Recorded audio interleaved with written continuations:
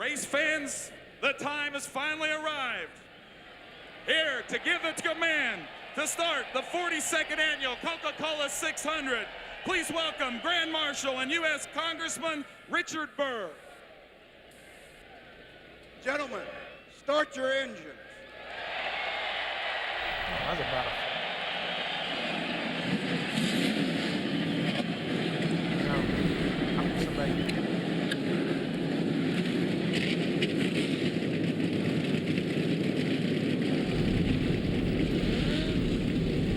The engines have been fired. We're fired up for a great night of racing. Never mind Malcolm in the middle. We've got Tony in the middle of an amazing accomplishment here at the Coca-Cola 600. So let's go trackside. Our team of pit reporters. We start off with Matt Yoakum. Matt? Chris, Tony Stewart's dream to be an Indy 500 champion is still just that, a dream. But his effort to win a Winston Cup title could take a major step forward later tonight. Stewart will have to start 43rd after missing the driver's duty, but still questions remain.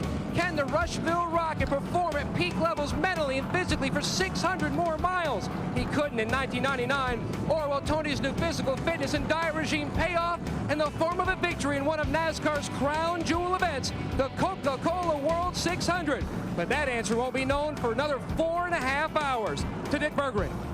The front row is all about youth. On the outside, 29-year-old Jeff Gordon. He has started this race 4 times, won it 3 times. On the inside, 23-year-old Ryan Newman. A rookie, shocked everybody by winning the pole at his very first attempt here at Lowe's Motor Speedway. I talked to Newman moments ago. He said he has absolutely no intention of letting Gordon lead the first lap or even the first turn. He expects to lead all the way around lap number 1. To Steve Burns. Dick, the Winston Cup points leader Dale Jarrett is racing in intense pain here tonight. He backed his car into the wall, crashed hard during qualifying. And then, yesterday morning while practicing, he felt a loud pop, followed by sharp, searing pain in his rib cage. He had to bring the car in. He couldn't breathe. He saw a doctor here in the facility. He was not x-rayed, but the doctor feels certain he has a broken rib. His seat was modified. He has a protective gel literally taped to his rib cage. In fact, yesterday's winner, Jeff Green, was called to the racetrack this morning in maybe thoughts of standing by. Dale Jarrett said, go home. I'm going to race 600 miles. Jeannie Zelasco. Well, now we know who to watch, but how about where? The friendly confines of your living room, that's always a good choice.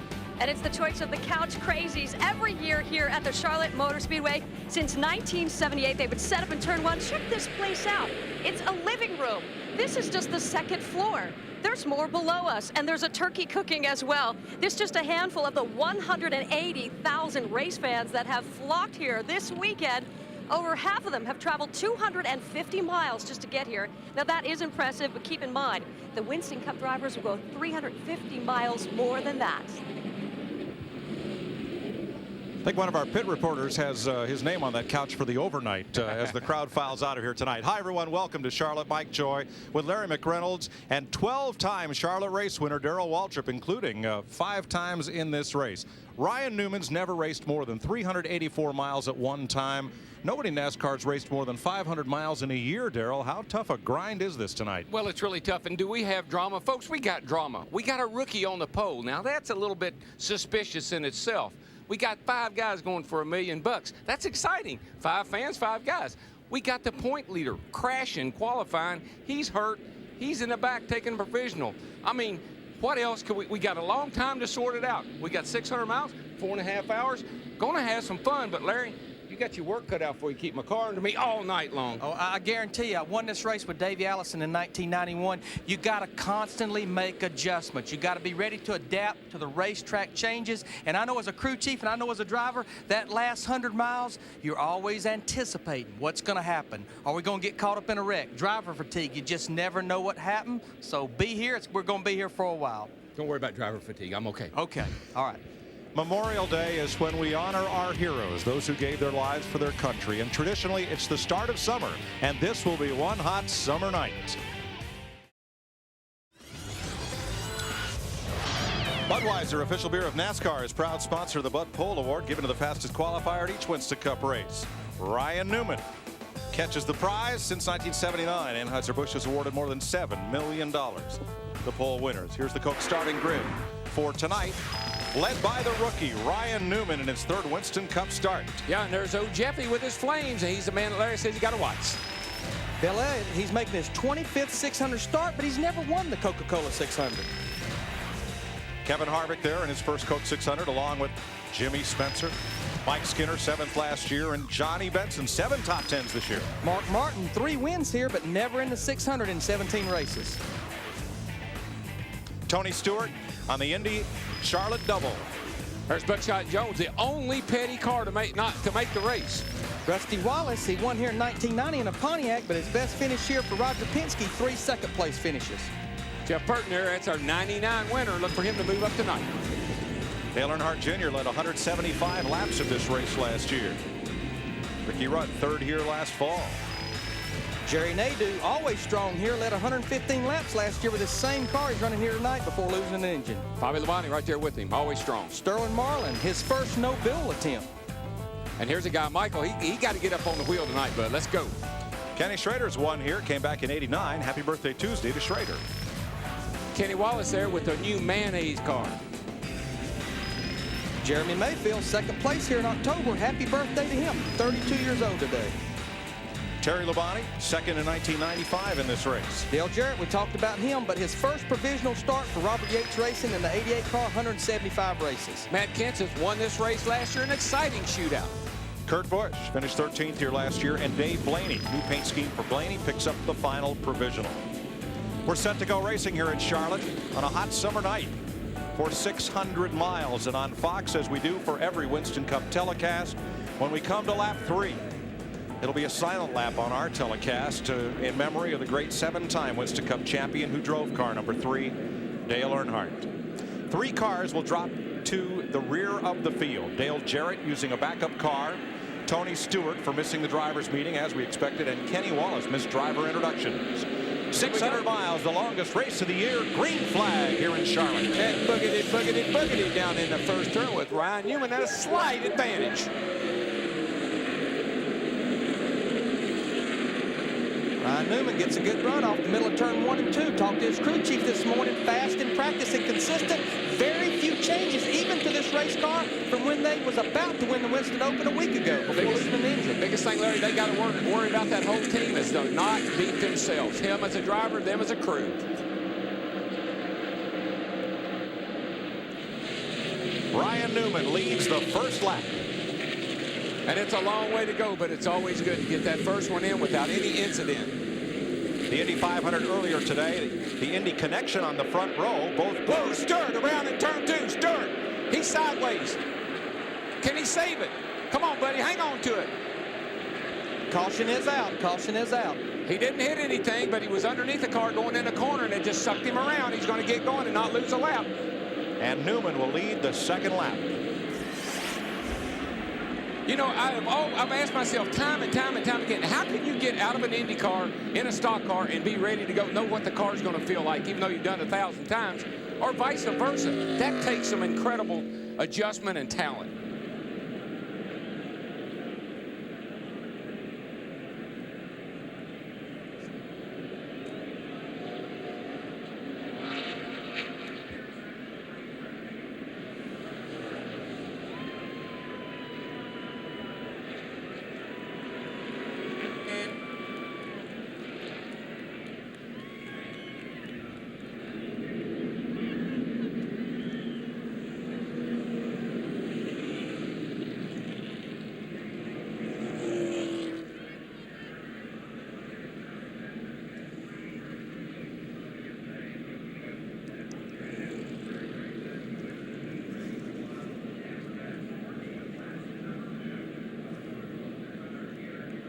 We are under caution. Ryan Newman leads the Coke 600. Tony Stewart has spun at turn 2 of lap 2, and the fans hold 3 fingers aloft to celebrate their memories of Dale Earnhardt. Here's what happened to Stewart. He was just down in that corner. I saw him go down in under, I believe it was Kurt Busch. Yeah, 97 car. Yes, he got down in one underneath him, and the car started up the hill, and Tony made a little contact with him, and then the car came around. Busch was lucky to hang on to his. Tony did a great job of not hitting anything. Stewart's on pit road, of course, obviously to get 4 Goodyear tires. I'm sure those tires are flat spotted. See the 97 Kurt Busch they got together there, and he spins. Matt Yoakum. Larry, Tony Stewart came on the radio and said it was just my fault. I feel like I was a little bit loose on entry, but I shouldn't have been trying to go underneath them. The front valence is pushed back in a little bit. A 4 tire change. They did make an air pressure adjustment in the right front tire.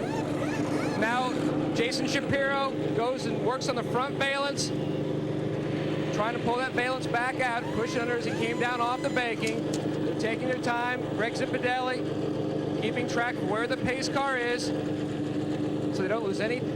Here, let's go to Jeannie. Well, Ned Jarrett came on the radio just as his son was taking off in this race and told him, hey, be careful, be smart. And that was what Dale Jarrett had intended to do. Made a little contact, actually, with Tony Stewart on the left side, right above that left rear tire. Nothing to worry about, but that's why they brought him in. They wanted to check it out, make sure everything was okay. And while he was here, why not top off the fuel? Yeah, those guys are at the back, and really, Tony's no worse than he was. He started last, got 4 tires, started last again. And Jeannie speaks of Ned Jarrett, 2-time Winston Cup champion, Dale's dad. And I was just fixing to mention, you mentioned that, Darrell. Now remember, on Thursday night, Tony Stewart qualified 12th. But because of missing the driver's meeting, which is always 2 hours before the start of the race, he had to start at the rear of the field. You wonder, little impatient there, wanting to get to the front, knows he's got a fast race car, was fast in practice. You just wonder, a little bit impatient. I think that, and that thing just doesn't turn like the IndyCar did. You know, those things will turn on a dime, and he just shoved up there when he went in the corner. Kurt Busch and Kenny Wallace on pit road. There's Wallace sporting new colors. That team assigned a full season sponsor this week.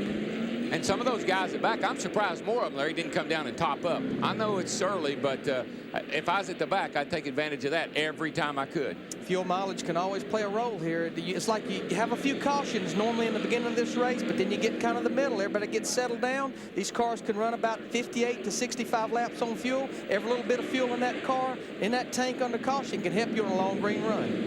We're getting set for the restart. The Indiana connection up front. Ryan Newman's from South Bend. Jeff Gordon grew up in Pittsboro. They both started racing cars, quarter midgets, before the age of 6. And they both came out of USAC, the open wheel ranks.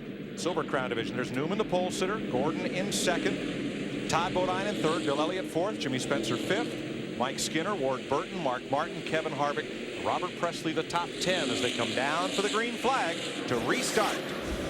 The leader restarts the race, all passing to the right. You'll see some cars back here up on the outside of the racetrack. They can do that. You can't pass to the left, but you can pass to the right when the green flag comes out. And a lot of times you can pass a lot of cars up on the outside, but it's sometimes a little treacherous up there early in the going. Well, Jimmy Spencer, that 26 car, got a heck of a restart. He drove right up to third, past Bill Elliott, past Todd Bodine, his teammate. Everybody fights so hard to stay on the bottom. They don't want to give up any positions, but that top opens up real easy for you if you got a car that can stick. Side by side for fourth, Mike Skinner, 31, and Bill Elliott, number 9. Elliott's spotter today is his car owner, Ray Evernham. That's a change at that team. That's Elliott on the outside. Mike Skinner in that 31 car right there, the Lowe's car up front of Bill Elliott here, been working real close. His Winston Cup team and the Busch Grand National team, the 21 car he's been working with, those groups really been working close with each other. Skinner ahead of this group. Elliott, Ward Burton, Mark Martin looks underneath Burton. You know, Larry, speaking of that, there was a time when I thought running both races was a little bit of a waste of time. But now these cars are so similar, Busch cars and Cup cars, I believe that pays big dividends. Look at these guys, 3 wide down in the corner. Michael on the inside. It was Compton in the middle and Brett Bodine on the outside until they broke back into double file. Now they got that way off of turn 4 down here. Next car back, 19. Clear right there, 19, next car back. That is Chuck Joyce, Michael Waltrip's spotter. The 19, there he is, Casey Atwood, the rookie. Inside, bud, inside. Boy, you push up off that bottom down there a little bit, and there's somebody going to be there to take your spot. You got to run the bottom, but sometimes early in the race, middle of the race, the top will open up and you can run up there for a while. But if you're going to win this race, you're going to have to work on that car and get it on the bottom of the racetrack. Well, right here in 3 and 4, you see Jeff Gordon starting to move the racetrack up. The groove comes in a lot sooner in 3 and 4 up high. Yeah, the cars will work up there right now. But before the night's over with, they'll be all hooking around the bottom. Carol, how can the long way around on the outside sometimes be the fast way around? It's momentum. You can drive it in a little harder, You can get up there and you can get back into gas a little quicker early on. And then you've got the track's bigger up there, Mike. It's a bigger circle, so you can just get a bigger run on the guy that's pinching around the bottom. But before it's over with, down around there on the bottom will be the way to go. It's the shortest route, so you got to get it working down there sooner or later. How about Ryan Newman? He leads this race from the pole. It's his first ever Winston Cup start at Charlotte, and only his third Winston Cup race. Roger Penske owns that car. Penske, whose cars finished 1-2 at Indy. A rookie won at Indy for Roger Penske. Could lightning strike twice in the same day? This guy is no fluke. He's for real. He holds a track record here. He's on the pole. I believe he's going to be a strong contender all night long. Whoa, if he doesn't beat himself. Oh, he hits outside wall. He's going to come down. Overcorrected, Darrell. She got that wobble. Hard contact. That was what I was worried about the most, him beating himself. They will race back to the flag. No reason to. Everybody's just trying to gain position, but he's right in the middle of the racetrack. Let's get in line, boys. Work by him. Car's got a little fire coming out. That's from the exhaust. The wrong case of deja vu. We talked about another Penske winner winning, and instead the repeat performance we got was the leader early in the race, pounding the wall as Scott Sharp did at Indy. I tell you what, that was you stayed with it a lot longer than most guys would have. That was an example. Have a real good look at it in here. Put 4 tires on it. Listen to the spotter. He's definitely probably going to need a radiator and some other stuff, Matt. Go ahead and get the crash cart going. It's pretty bad. 10-4. Let's bring it into the garage, guys. That's an example of Jeff Gordon, the veteran, putting that nose right up against the back of that rookie's car and loosening him up. Let's have a look at it. Turn 4. He's loose way before he even gets to the corner. He was loose with Gordon on the high side. Yeah. And that was close on Jeff Gordon. It really was. He had it corrected, overcorrected right there outside wall hard. And the man who capitalized was Jimmy Spencer. He was the first car to the flag, so Spencer is the new leader of this race. Here's another look. Right about where Dale Jarrett spun out qualifying. It's a little bit of a wavy place in the track right there. In the back of the car, get a light with you.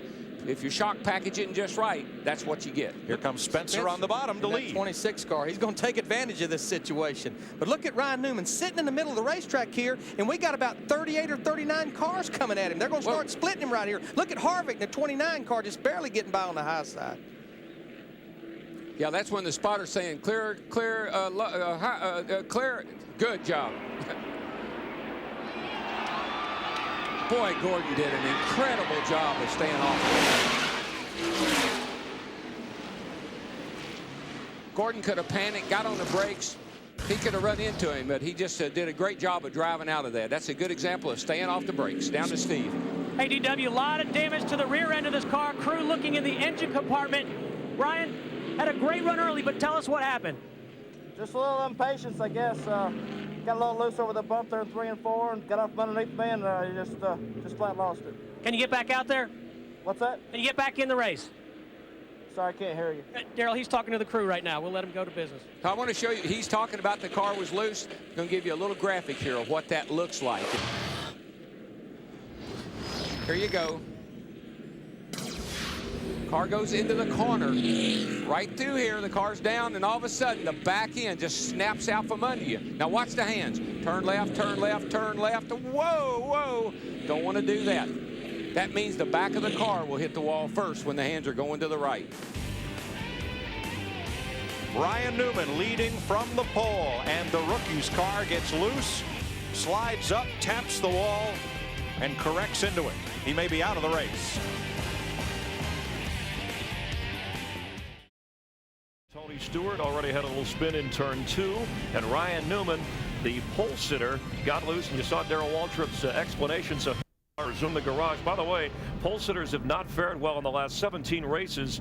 They have not won. In fact, Tony Stewart in Martinsville, the fall of 2000, the last pole sitter to win. But what happened on Ryan Newman? Was that more driver or car error? Chris, it could be a combination of both. A lot of these guys are probably going to find themselves loose because we got a new spring rule we're dealing with here, so not allowed to have rubbers in the front springs. And as this racetrack cools off, cars will tighten up. So starting the car a little bit loose in the sunshine is a little bit edgy but sometimes necessary, and it may just gotten away from him. Robin Pemberton, crew chief for Rusty Wallace, said that they'll put the rubber in the rear spring to try to offset, and because of the light and the heat change, that it's a real problem, and they may not end up using them once it gets dark. It can always be a problem. It's something the guys haven't had to deal with. I mean, only last week was the first time they've had to deal with this in the Winston. So now you start a 600-mile race, and it's this much warmer compared to a week ago. Guys are having a much harder time, or I think a more difficult time, especially if I was a crew chief, trying to get the right combination. All right, of course, we talked about Ryan Newman's car and oil spilling out, so it has spilled onto the track, and you saw a little bit of a fire, too, when we saw him spin out. So the crew is out there, Jeff, and what kind of problems? Obviously, they have to clear that up because that can cause further problems for cars that get out there. Whenever the guys come into the pits, sliding through the pits, the crew's coming out trying to make changes as far as the tires are concerned, falling down. That can be very hazardous for everyone, so you can see everybody's pitching in to try to fix this situation. All right, Tony Stewart, who finished 6th in the Indy 500, has already been busy today. Let's go down and check with Matt Yoakum to see how Tony's doing. Matt? Well, Chris, Tony Stewart has paid 2 visits to pit road for work on that front valence. Greg Zipinelli is Tony's crew chief. Greg, is the car okay? Yeah, it was a little loose. Didn't quite stick like his Indy car there, but we come in, took advantage of being back, put a rubber in the right front, 4 tires on it, fixed the balance from the earlier incident, and we'll march our way back to the front. Well, he certainly has a long time, 600 miles this race, not the normal 500.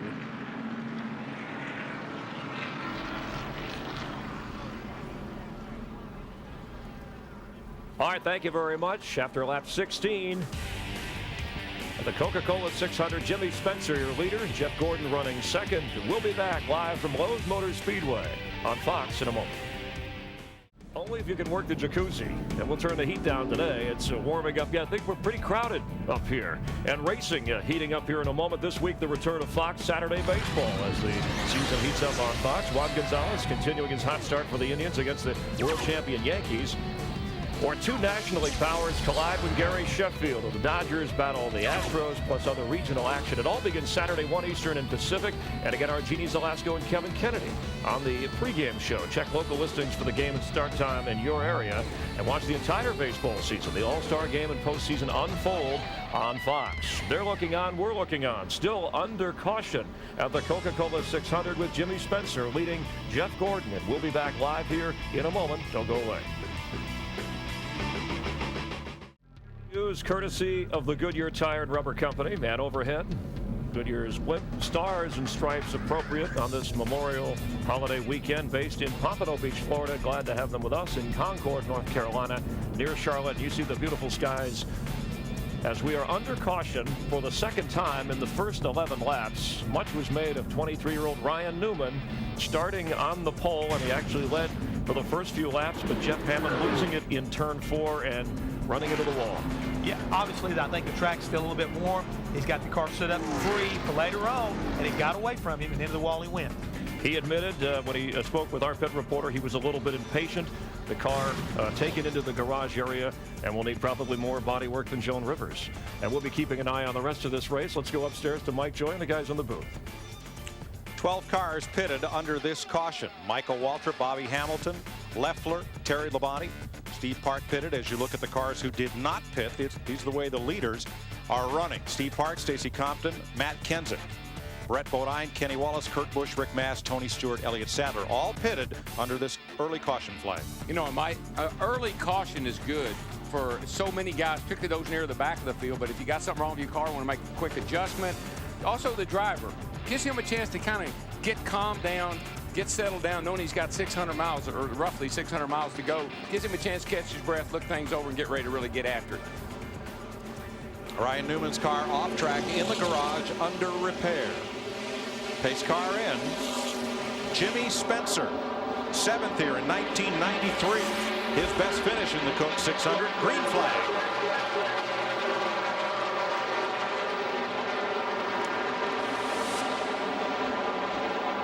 Here comes Mike Skinner, 31. Below Chevy, he goes right after Spencer. Cars up high. They do, and look like Ricky Rudd in the 28 car. They do in the 25. No caution. No, they never really hit the wall. They just both went up the racetrack as if they had built maybe even a flat tire on Rudd. Looks like he's trying to get to the back to get to the pits. Skinner looking for the lead. Spencer kind of pinched him off there, Darrell, as they came past start finish. Well, I think both those guys run the Busch race yesterday, and here they're going to have a little crossover move. Spencer's going to look to the inside. What happened, Mike? Skinner drove it in too deep, turn 1 and 2, car washed up. Jimmy Spencer kept it low. Jeff Gordon, he's going to get in there with him in that 24 car. Now, he better watch. He's dodged one bullet, and the track's still a little loose, and these guys are racing hard. Stay on your toes. Skinner will lead this lap, and Gordon has the momentum around the outside of Jimmy Spencer for second. That crossover move is fun because you know when that guy goes in under you real hard, you race him in there hard. As soon as he goes up, you cut under him, you get him right back. See, right down here in turn 1 and 2, you see all the cars running right around the bottom. White line, that's the best way through 1 and 2. And we'll watch him. This is on Ricky Rudd in the 28 car. He's got a flat right front tire. And he lost a lap making that pit stop to get it replaced. I think that was probably what took both those cars up the hill down there. Rudd had a flat tire, and he took Nadu with him.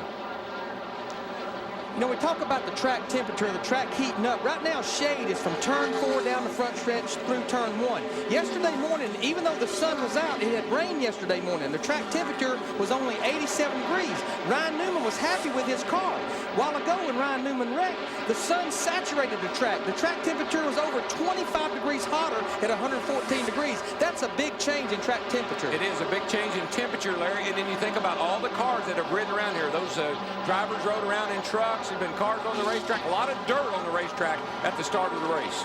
Jeff Gordon for the lead on the outside, Darrell. That's the line he's worked since the start of this race, and it's got him the lead. Well, there's more shade. You know, the higher up next to the wall you go right now, down in turn 1 and 2 particularly, the condos are shading the turn down there.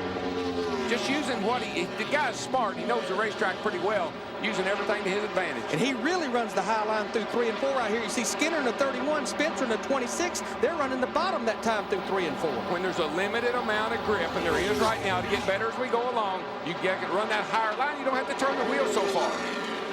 Jeff Gordon is in his 17th Charlotte start. He has led 16 of those 17 races. And guys, he's in a car that he's liked. He's ran that car 3 times this year, finished 2nd in Atlanta, 5th at Texas, 2nd at Fontana. He has a car he likes here. All right, Matt Yoakum is in Ricky Rudd's pit. Right now, Mike, Sean Warren and a Goodyear engineer are taking a look at the tire that came off Ricky Rudd's car. It appears there's a puncture all the way through. The inner liner did hold up, but there's a puncture all the way through. You can see it has cut away the whole shoulder, all the way around the inside shoulder of this right front tire. And what the inner liner is, it's a tire within the tire. At high-speed racetracks, they run that tire in there. If you do cut the tires Ricky Rudd did here, it gives you something to keep the car from going all the way down on the rim, hitting the wall normally. I'd be a little bit worried about that separation like that. That is almost a product of low air pressure. They start these tires really low. Boy, Mark Martin and Presley wow, banging on each other off turn 4. Here they go. They continue it down into turn 1. Presley not cutting Mark any slack, keeping him pinched down on the bottom. But again, that first and second turn is good around the bottom, so Mark's going to get the position. Track's really different. You run 1 and 2 on the white line, 3 and 4, stay up high for a while, but before the night's over, get her back down on the bottom.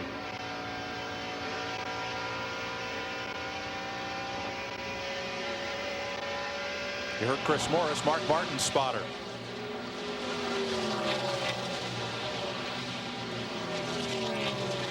Now Sterling Marlin, the number 40, started 26th. You can see he's gained 12 spots on our Fox tracks, and that is the time that he is behind race leader Jeff Gordon. And he's faster than these cars in front of him. He just needs to be patient trying to get by these cars. He's got a good race car, Darrell. So far, about every race, he has been the best Dodge. That team has pretty much been the flagship for Dodge, and he runs very, very well here at Charlotte. So it doesn't surprise me to see him moving up like that.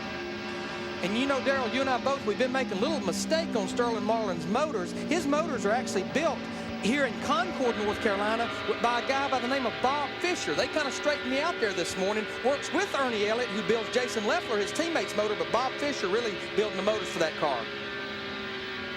Telemetry from the Coors Light Dodge, the Brooks and Dunn car of Sterling Marlin. And you're just going to be surprised, at least I am amazed most of the time, at how fast these cars go down the straightaway.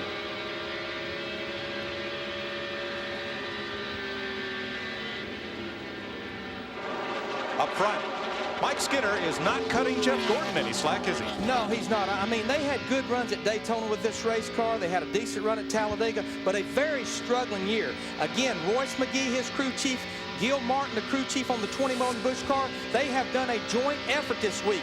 Good run yesterday in the Busch car, and it's showing up here today in this 31 car. I just believe that running those Busch cars now with the engine configuration they got in a Busch car with the horsepower, I believe that's a big plus for a lot of these guys that are running both. I think that's one of Mark Martin's problems. Not running Busch races this year like he has in the past. Hadn't got the performance he's had in the past. Bit of smoke from Andy Houston. We'll keep an eye on that, and he is now off the pace. Jeff Burton and Dale Earnhardt Jr. went past, and Houston, another rookie, will bring his car to pit road. 33 laps complete. Jeff Gordon leads Mike Skinner by half a second. Then Jimmy Spencer, Todd Bodine, and Bill Elliott in the Coke 600.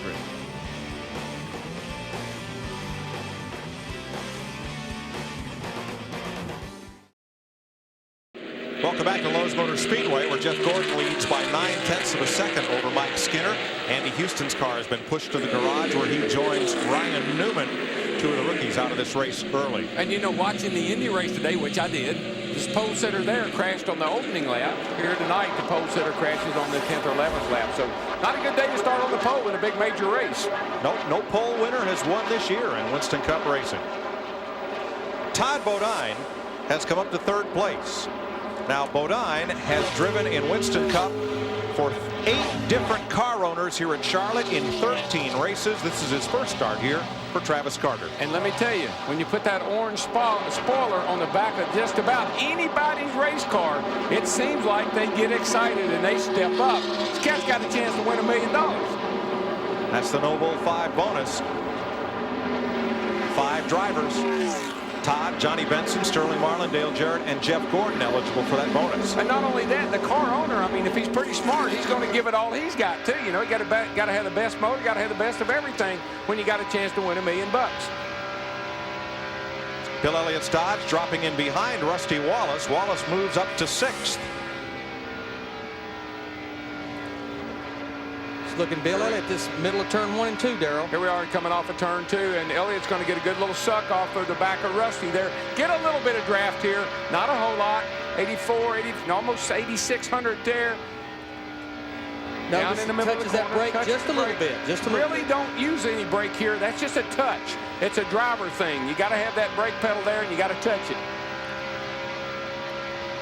At Darrell, on the street, most of us brake in a straight line, but when you brake going into a corner at that kind of speed and you're on the brake, what does that do to the car? Well, if you got on real hard, it would make the car push up and hit the fence. It would try to lock the front tire. They've got more front brake than you got rear.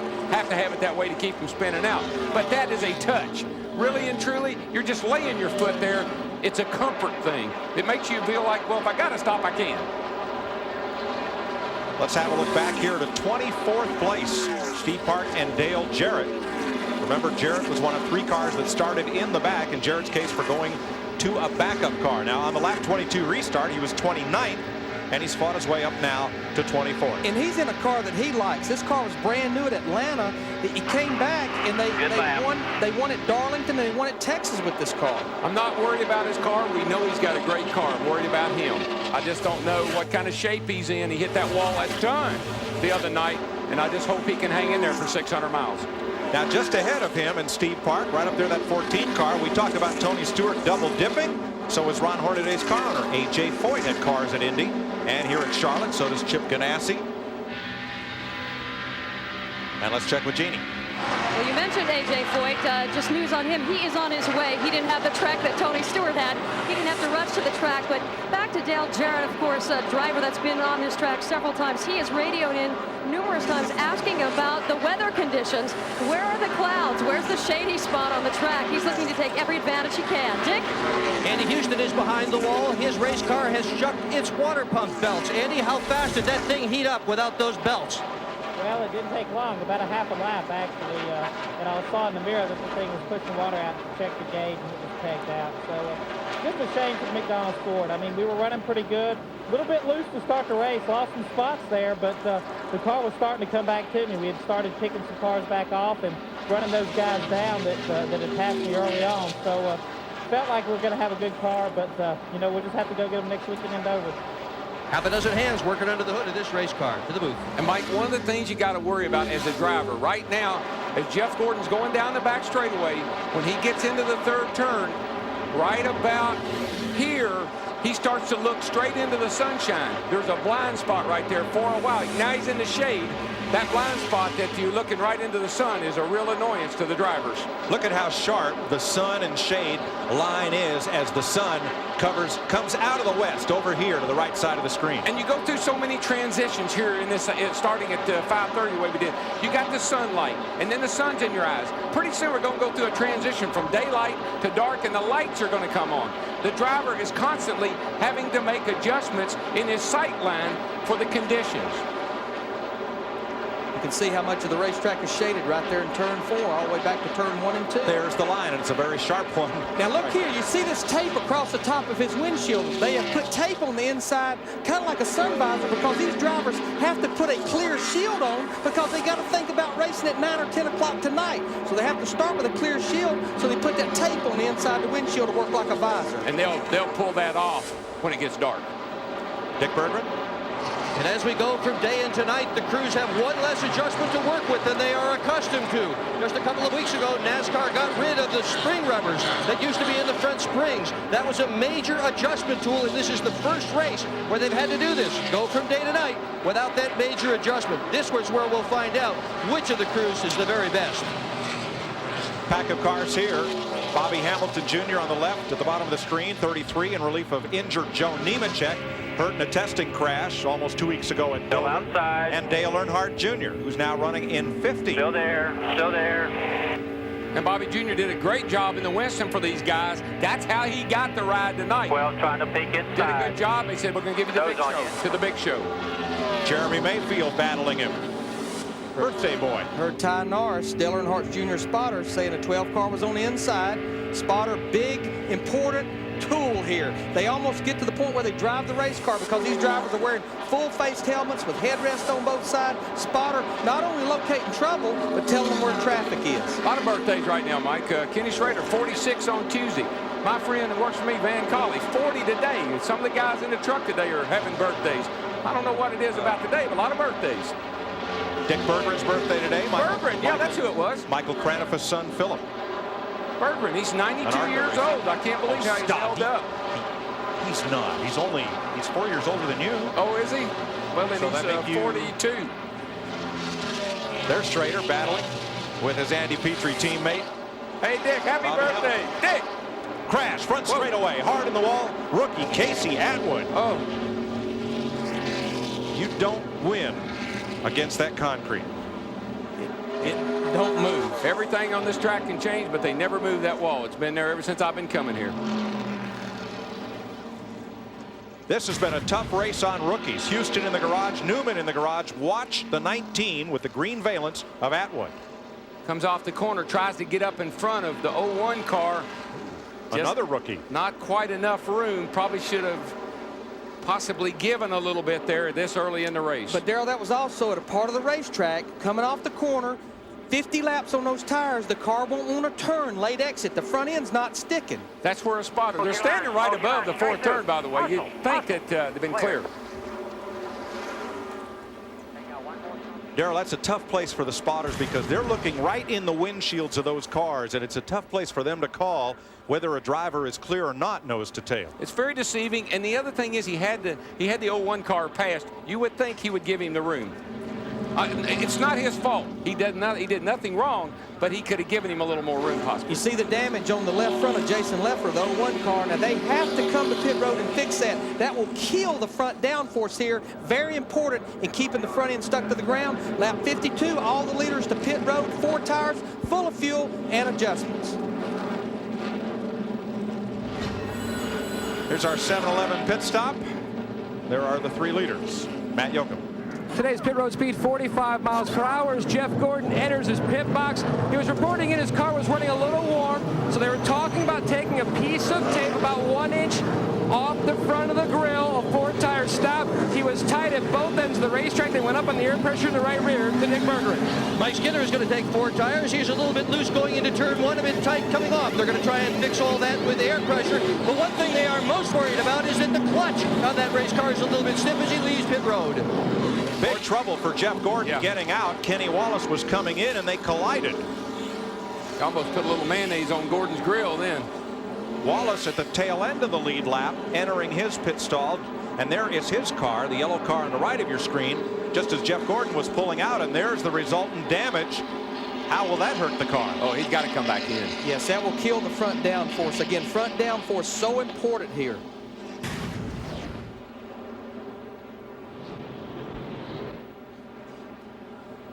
Just didn't expect Kenny Wallace to be coming. Thought everybody was in the pits. And Gordon will definitely have to come in. And Darrell, as a crew chief, I always took it upon my shoulders to let that driver know, keep it tight, car coming. Sometimes you just have to say stop. Yeah. Stop. Yeah, it's a crew chief spotter thing there to get the driver clear and not get in trouble like that. The driver's blind from that coming in. He can't see, so it's up to the guys around him on the pit wall and everything to help him get out. He's back on pit road. These guys, they'll have plenty of time to try to get that fender straightened out. And one of the things you got to do is keep these fenders, the left front fender and the right front fender, you got to keep them pulled out as far as you can to get maximum downforce. Actually pull the left one out further than they do the right one. Working on the right left front corner down. Now you talked about side headrests and all. Everything from there to there is a blind spot for the driver pulling out. Matt? Robbie Loomis and Tony Gibson working in the right front. It's pushed the right front fender back into the tire. Gordon came on the radio and said, guys, let's just get it fixed. We've got a great race car. Do not let this get us down. And Steve Letarte also underneath trying to get the hood pushed back down. They're going to put tape on that right front. A tough break for this 24 team. As they enter the pits, the leader, still more work on that right front, more tape, trying to bandage up this number 24 Chevy. Tough break for a former Charlotte winner, Mike. It is a tough break. He's going to have to restart at the rear, obviously, but it's certainly, if it's going to happen, now's the time. It's early in the race. Get it fixed and get back out there and catch back up. Now this happened on pit road. He was coming out of his pit as Kenny Wallace was coming in because we're under caution for Casey Atwood, who cut up track in front of the 01 of another rookie, Jason Leffler. And there's Atwood hard into the wall, bringing out the race's second caution at lap 51.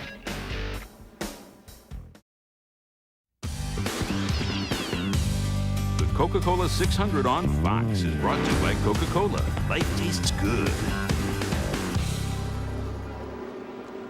We're under caution at 55 laps here at Lowe's Motor Speedway, just north of Charlotte, and you know what that sound means. I hate that music, Larry. I do too. Our Pep Boys trivia. Earlier this week.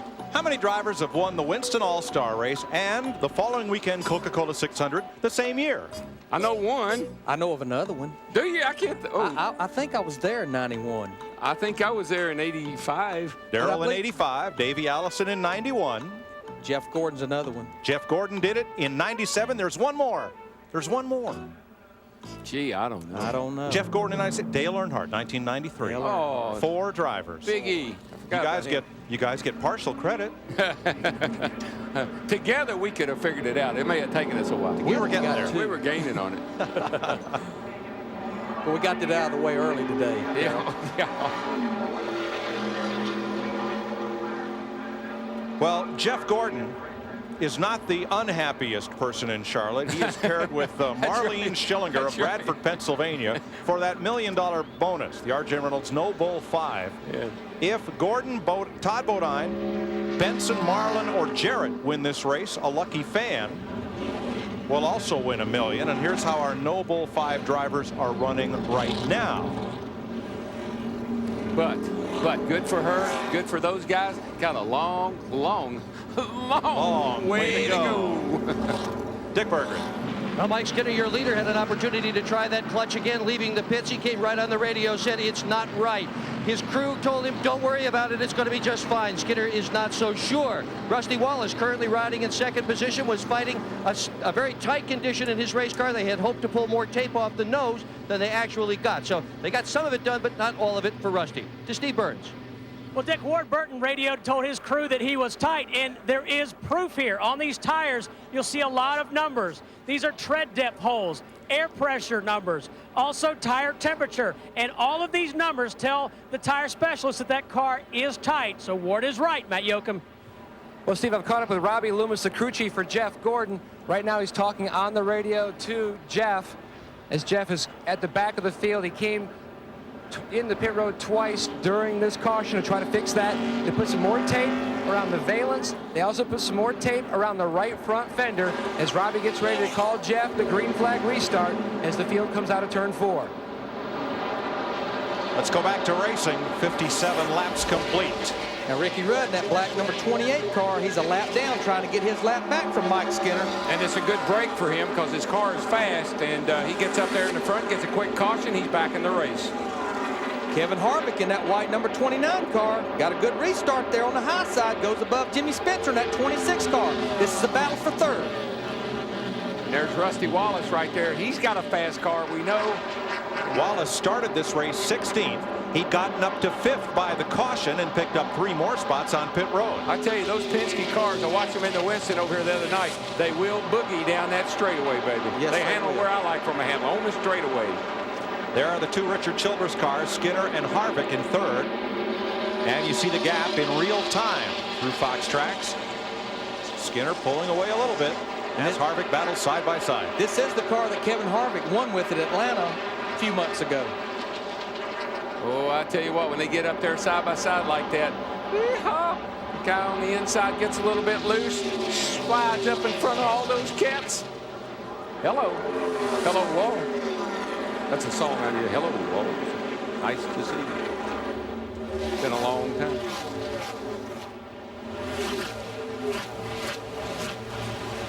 Ricky Rudd in front of the pack on the tail end of the lead lap.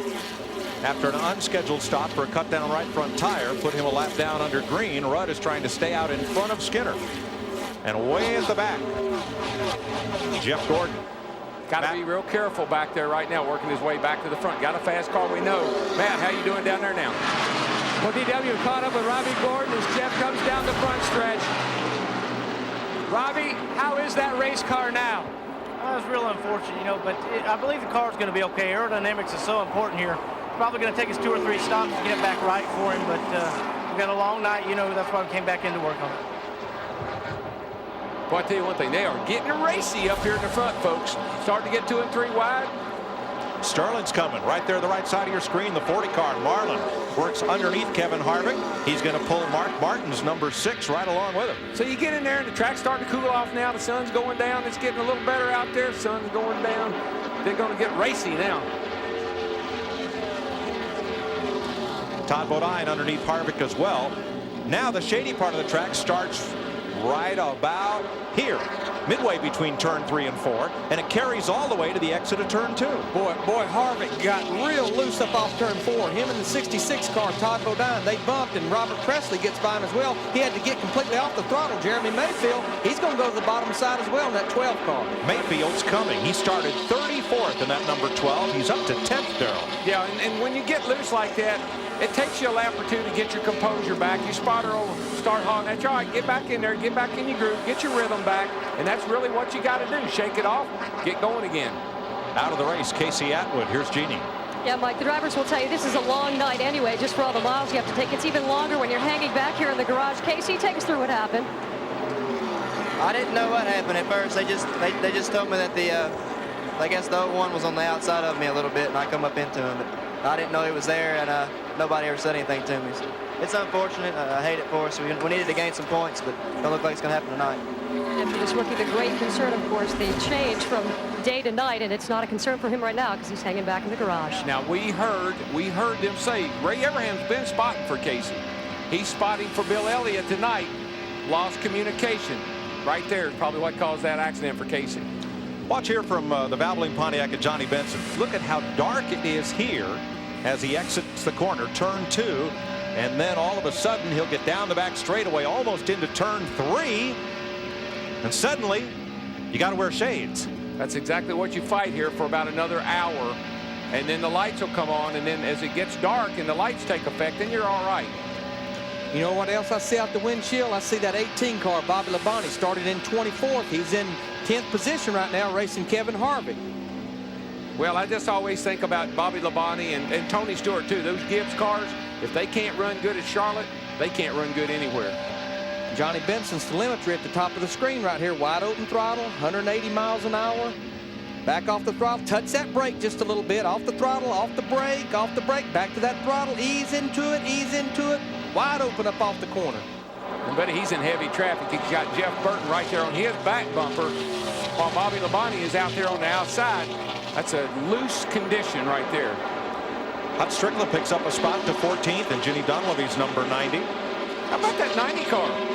I mean, this is a great run. He qualified well. He's hanging right up there in the top 10, 15. That's a great run tonight. But how about that one car, Steve Park? He started back in 38th spot, and he's all the way up to 15th. I talked to Paul Andrews, his crew chief. He said, Larry, it took all the way to the middle of the final practice, but I think we finally got what Steve Park was looking for, and it goes back to what Dick Bergman talked about, the rule change. NASCAR a couple of weeks ago said you've got to shorten the free height of your front springs to 7.5 minimum, 8.5 maximum. What that does, it keeps these teams from running real soft springs. They get coil bound. Also, as we've been talking, you can't start the race with spring rubbers in there, because when you put a spring rubber in it, that would allow them to run softer springs when they pull the rubbers out. So this is one of the things this team's been struggling with, but it looks like Paul Andrews told me the truth. They got it figured out. When you go from riding on those bump rubbers to a conventional setup, that's really what you're talking about. Not only does it affect the springs, but it affects sway bars, it affects shocks, it affects everything that you were doing.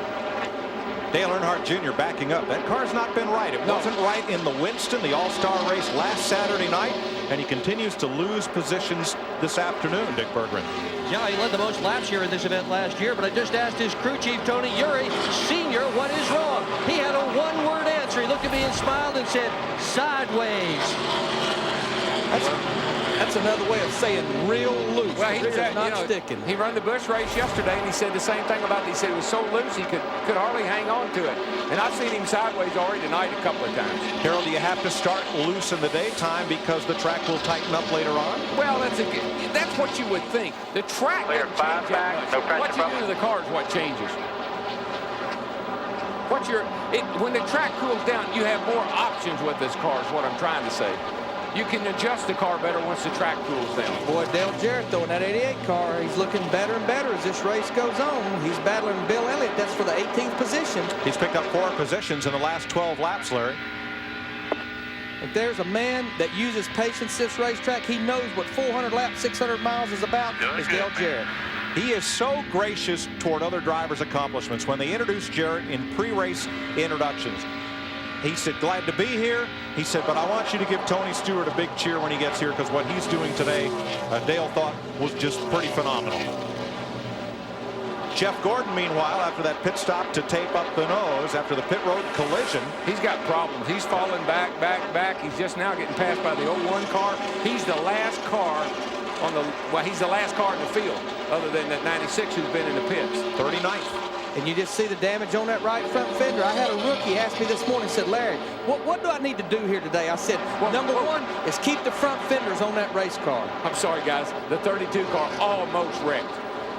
Ricky Craven. Yeah, Ricky Craven got down in there in the middle of 3 and 4, and the thing just took off with him.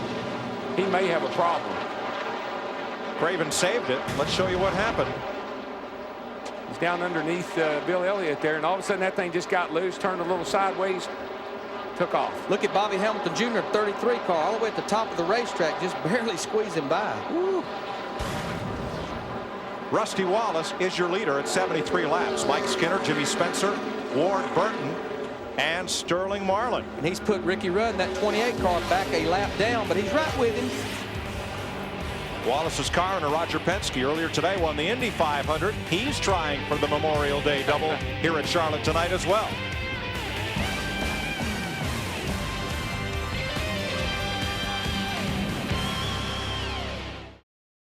Welcome you back to Charlotte Motor Speedway in Concord, North Carolina. The Coca-Cola 600 on Fox. Don't forget Friday on Fox Sports Net.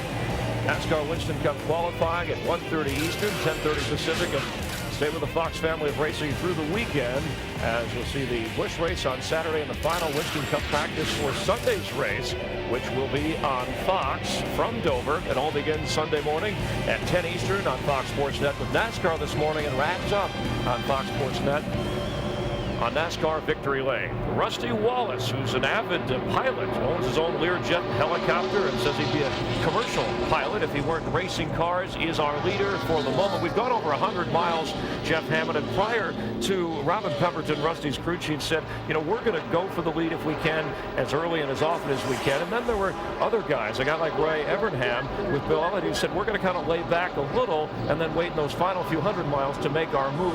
Which strategy is best? I think right now either one can work. Robin is looking to have a really good car early on to try to put a lot of guys down early, get them down laps so he can watch the race them later on. Ray Evernham, on the other hand, he's realizing that if he can just keep maybe a half a lap down from the leader, he'll be able to keep himself in position. At the latter part of this race, he can get back in contention and win a race. I know at 378 laps we had Mike Skinner and Jimmy Spencer going at it as if it was the finish line, but that's what we can expect throughout most of the rest of this race. Let's go back upstairs for more with Mike, Larry, and Darrell. Well, both the cars that started on the front row are in trouble. Ryan Newman crashed. He's in the garage. And here is Jeff Gordon, who had a pit road accident. Well, we think we know why. Larry and I were just talking about it. You want that left front fender to be out as far as you can get it. You want to suck this side of the car down. But when you get to see how far that right front fender is sticking out there, it's burying that corner of the car and making the car unbearably loose. You got to get that corner of the car tucked in, even with the right front tire. Where the left side, you want to suck it as how far it's out. We got to have that out to keep the left side down, but we're killing ourselves rolling the thing over, getting in the corner with all that right front downforce. Here's what we're talking about. Let's show you. Larry, you get in here and show them the downforce. But it's all about airflow over the car. We're always looking at the front downforce and the rear downforce. This is the front downforce area. That's pushing down on the front end of the race car. This is the rear downforce, especially in the rear spoiler area. But there's also a balance. You want as much total downforce as you can get, but getting the balance between the front and rear downforce, the differential. And you'll always have a lot more rear downforce than front downforce because of that big old spoiler sticking up there in the back. But Darrell, you're absolutely right. That car, and I know from working on the Monte Carlo, very right front fender sensitive. Way too much right front fender. That's what they've done. They've fixed it too good. You want it out there, but not that much. Rusty Wallace has now led over 900 Winston Cup laps at Charlotte Motor Speedway. Second place is the battle. Jimmy Spencer trying to work Mike Skinner. And I got to tell you, I got to be honest with you, I'm very impressed with Jimmy Spencer's car, who continues to run into his third right now, and also Todd Bodine. Both those cars are running exceptionally well here at Charlotte this weekend. Two teammates running third and sixth. Wallace the leader. There's the gap back to Spencer in third. That's cool, isn't it? Fox Tracks giving you that instantaneous interval. And you see Wallace edging away from the third place car.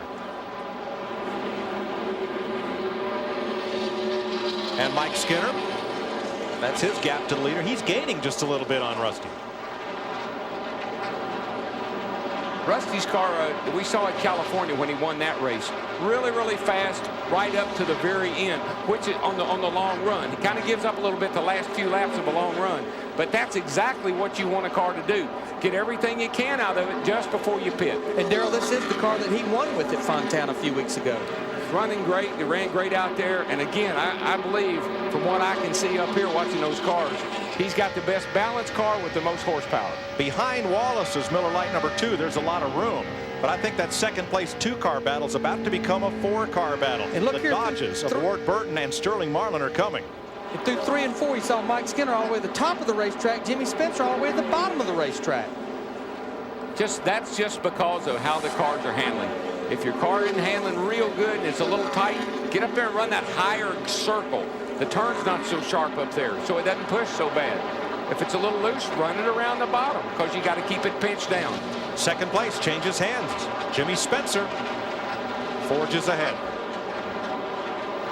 Jimmy Spencer, I don't care if it's the opening lap or the last lap. If you want to pass me, you're going to have to earn it. And we've been talking about Mike Skinner in the 31 car having a clutch problem. Just want the fans to understand, the only time that's an issue really, Darrell, is when you come in the pits and when you leave the pits. Even when they're going through the gearbox on a restart or leaving pit road, these things have a straight cut gear transmission. You shift it by RPMs, not with the clutch. But leaving the pits, a big item. A big item. And a big question mark right now on this car, the 22 of Ward Burton in 4th place. Steve? Yeah, Mike, he is concerned that the car is extremely tight, but he's also concerned about a vibration on the right side. He said it feels like there's either a lot of rubber buildup on the tires or that the lug nuts are loose. And we should also mention his car owner, Bill Davis, who is normally the spotter, is in a hospital in High Point, North Carolina. He was admitted the other day for what they thought was a kidney stone attack, but he is back in the hospital. They think it may be ulcers. Well, you own a 2-car Winston Cup team. That's perfectly understandable. Well, it really is. And what a driver worries about when the car is too tight, you're turning it hard left. You really got a handful of steering wheel. And all of a sudden in your mind, you start thinking about that right front tire. Am I abusing that tire? Man, you do not want to blow out a right front tire at 180 miles an hour. But seriously, Bill Davis, hurry back. Yes. Because we miss you. Yes, we and do. just for you, if you can reach the volume control in that hospital bed, why don't you just turn it to the right and let's crank it up and let you enjoy about 800 American horsepower times 41 or so.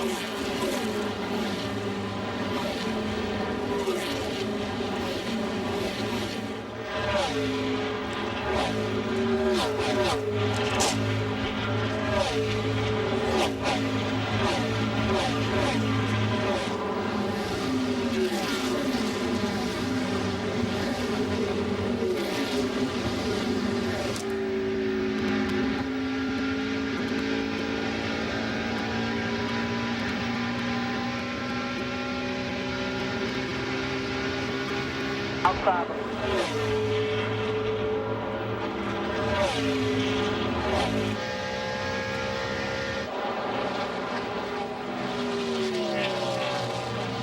Ward Burton passing Mike Skinner for 3rd.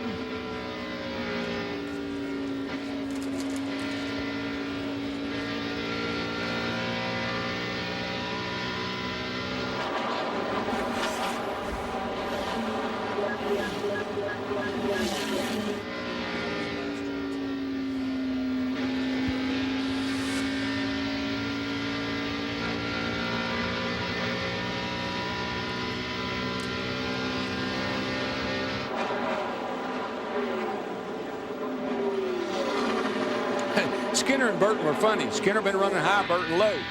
Burton gets by, drifts up a little bit in the corner, and Skinner dives under him and starts running low. They just changed their line around the track because of the pass. Coors Light Cam on board Sterling Marlin, the 5th place car, watching the battle for 3rd, and now he's a part of it. Well, but look at Todd Bodine. He's going to make it 3 wide here. Tried to make it 3 wide off turn 4. He decided to get back in line. But I got to believe the handling characteristics of these cars are really going to start to go through a transition right now. Already the track has cooled down to 102 degrees. That's 12 degrees just in about the last 40 laps. Now, where's our little buddy out there, the Tony Stewart? He started last. 26, Darrell. He's up to 26. Not too bad. Now, we show he started 12th. That's where he qualified, but he had to start in the back because he didn't get hearing time for the drivers' meeting held 2 hours before the race. So he's making progress. Well, Todd Bodine's a rocket. He just moved past Mike Skinner. And now Travis Carter's cars sit 2nd and 4th. They just, Skinner just keeps kind of looking for the line. Oh, got a car sideways. Stacey Compton, but he saved it. Saves it. That was turn 4 down there. Stacey Compton had her all cocked sideways. Had the old bear all drawn up. And the race goes on. Of course, Mike Skinner in the 31 looking out of Sterling Marlin's car. These guys had a little confrontation last week in the Winston Open. And this is the battle for 4th.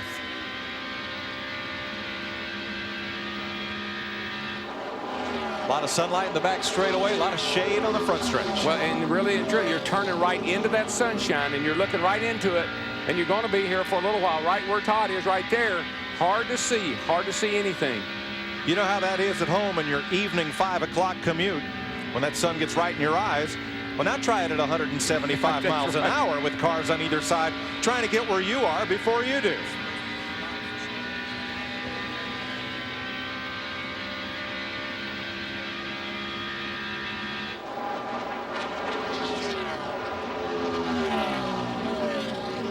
And I think Jeff Gordon, who is just up ahead of our leader there, Rusty Wallace, who is just ahead of these three guys. Jeff Gordon picked it up a little bit. I noticed his lap times. So he is struggling, but he does want to stay on the lead lap. And Jimmy Spencer's about to catch Rusty for the lead. It's now just 0.3 of a second. Maybe it's Rusty slowed down more than Gordon speeded up because the gap did open up. And Spencer's there. Jimmy Spencer is right there all over Wallace. Spencer led earlier. Looks like he's going to get lucky again.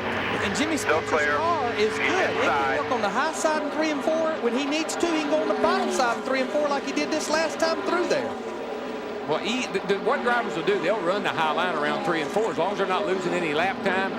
It's easier to run up there right now. And it's easier on that right front tire. You're not abusing it and loading it as much. Carol, we saw a lot of flames out Rusty's tailpipe just then. That's just raw fuel. That's just fuel that's, when you got the carburetor closed, sucks a little raw fuel into the exhaust system. Then when you stand back on it, it burns it all out. Right there, though, he tried to run it through the bottom of the racetrack. The car would not stick. It washed up the racetrack in the middle of the corner. And you can see it right on the stopwatch on Fox Tracks. As Spencer. And when it gets dark, Mike, those flames are great. Oh, yeah. Yeah, man, they come bellowing out there. I like that. And you'll see it tonight, folks, on NASCAR's longest race, the Coca-Cola 600. Here on Fox.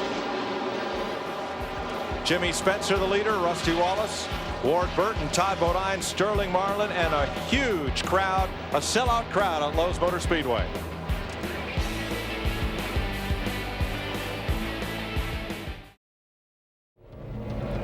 We're back live on Fox. Lowe's Motor Speedway and the Coca-Cola 600. We've had a lead change and a lot of adventure. The day began as Tony Stewart, who finished 6th at the Indy 500, arrived in plenty of time, hopped in his car, had to start at the back of the field, but then within the first couple of laps had some problems spinning out on lap 2. Pole sitter Ryan Newman, the rookie, hits the wall in his car, goes to the garage. Another rookie, Casey Atwood, having problems. So 3 rookies when you throw in Andy Houston, were out of the race in a hurry. And Jeff Gordon, who led 27 laps, bumps into Kenny Wallace on pit road, had to go back in for further repair, and that took him out. Rusty Wallace, most recently the leader, having some problems here off the lead and heading into the pits. Robin Pemberton walking, his crew chief talking to him. And let's get an update with Dick Berggren. Well, Rusty came in because he thought he had a right front tire. Robin Pemberton came by, took a look at it, couldn't find anything wrong with it, but the damage is done. He has pitted, changed this right front tire. Kevin LePage has made a pit stop. Wallace back out. Jeff Gordon being lapped by Jimmy Spencer. Will pit. Dale Earnhardt Jr. also about to go a lap down. What happened to Rusty over there? The car took off. He was down the middle of 1 and 2. He's raced pretty hard trying to keep up with Jimmy Spencer. The car just took off. Sure, he thought he had a flat tire. And that's not a bad move by Jeff Gordon, that 24 group. When you go a lap down, your car's not handling good, go ahead and get in there, get your adjustments, get you 4 fresh tires. You're a few laps away from a pit stop. The downside, should a caution come out and burn you before all the leaders pit. Jeremy Mayfield in, and Michael Waltrip, a lot of smoke from his car as he locks the brake up to get to pit road speed. Mayfield completes his stop as Michael comes in, and Jeff Gordon away in 20.5 seconds. That may take him out of contention for the no bull $1 million. But Michael did what I like to see a driver do on a green flag stop. Get all you can before you hit that line that starts at 45 miles an hour. Larry, is it a little early for pit stops? We're getting pretty close. They was all in on lap 52. We had figured somewhere between 115, 118. It's a little bit early. Johnny Benson, he's in the pits. Matt Yoakum. They're going to make a wedge adjustment on the 10 car of Johnny Benson. A Pontiac has never won the No Bull $5 million. Benson trying to pull out the double, win it, and also win his first race.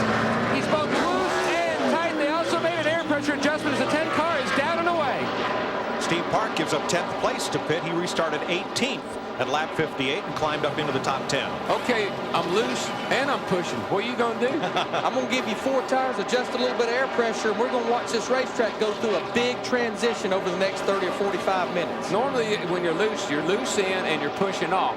And what I was always told, the guys like Larry and Jeff, they would say, fix the thing the driver says first.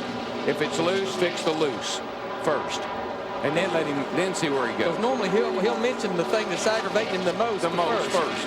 Schrader, Leffler, Blaney make pit stops, and now Bill Elliott joins them on pit road under green at lap 111. And even though it is possibly a little bit early, you do not want to gamble right now. If you don't know for sure what your fuel mileage situation is, car not exactly right, come on in a little early and let's get a good fuel mileage check. Been under green here for a while. Get some tires. Steve Park, too fast, exiting the pits. Black flag coming. And what he'll have to do, he'll have to come back to pit road. What you got to make sure you do this time is maintain that 45 miles per hour, a stop and go penalty. To your pit sign, stop, and then they'll send you away. But that's almost like penalizing you about 3/4 of a lap, Darrell. Yeah, it's frustrating to everybody. Crew, driver screaming, I wasn't speeding. It's NASCAR screaming, you were. Todd Bodine is in. Dale Earnhardt Jr., Ricky Rudd, and Mike Skinner come to the pits at lap 113. Such a fine line. All the driver has to go by is his tachometer. You drop the hammer on that thing, you get out of there, you get to that 45-mile-an-hour speed limit as quick as you can. Here's Steve Park. He'll stop at the sign, then they'll send him on his way. But right here, he's got to make sure now leaving 45 miles an hour again. Dick Bergman, how about the 31 car? Well, he's been running a little bit loose, Larry. The problem had put him from first all the way back to sixth at one point in this event. So they're hoping to tighten it up a little bit. But the real question is how that clutch is going to work. So far, so good. Off he goes. Bobby Hamilton, Robert Presley, Terry Labonte making pit stops. Dale Jarrett's in along with Kenny Wallace, Jerry Nadeau, Ron Hornaday, and Brett Bodine. Here's Jarrett's stop.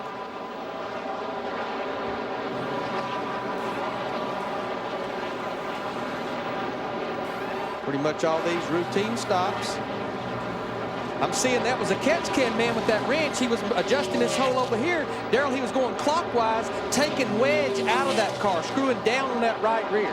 And that was a pretty slick move, because earlier this year, Jarrett's catch can man got penalized for leaving his post, and off went the car with the catch can. You got to maintain contact with that can, and he was able to do both jobs at once. That's pretty slick. If a horse throws you off, you still got to get back on. You got to go. You got to do your job. They do a lot of juggling down there in the pits. Jimmy Spencer, the leader, comes in along with Ricky Craven, Buckshot Jones, Rick Mast, Andy Houston, who's back in the race, all on pit road, along with Kurt Busch, Bobby Labonte, and Kevin Harvick. Here's Matt. Jimmy Spencer, also warned by his crew chief Donnie Wingle, be careful with your pit road speed. Cars have already been caught. No adjustments on the 26 car. Jimmy Spencer is very happy with the way his 26 machine is going. A 4-tire stop and fuel. And he's down and away.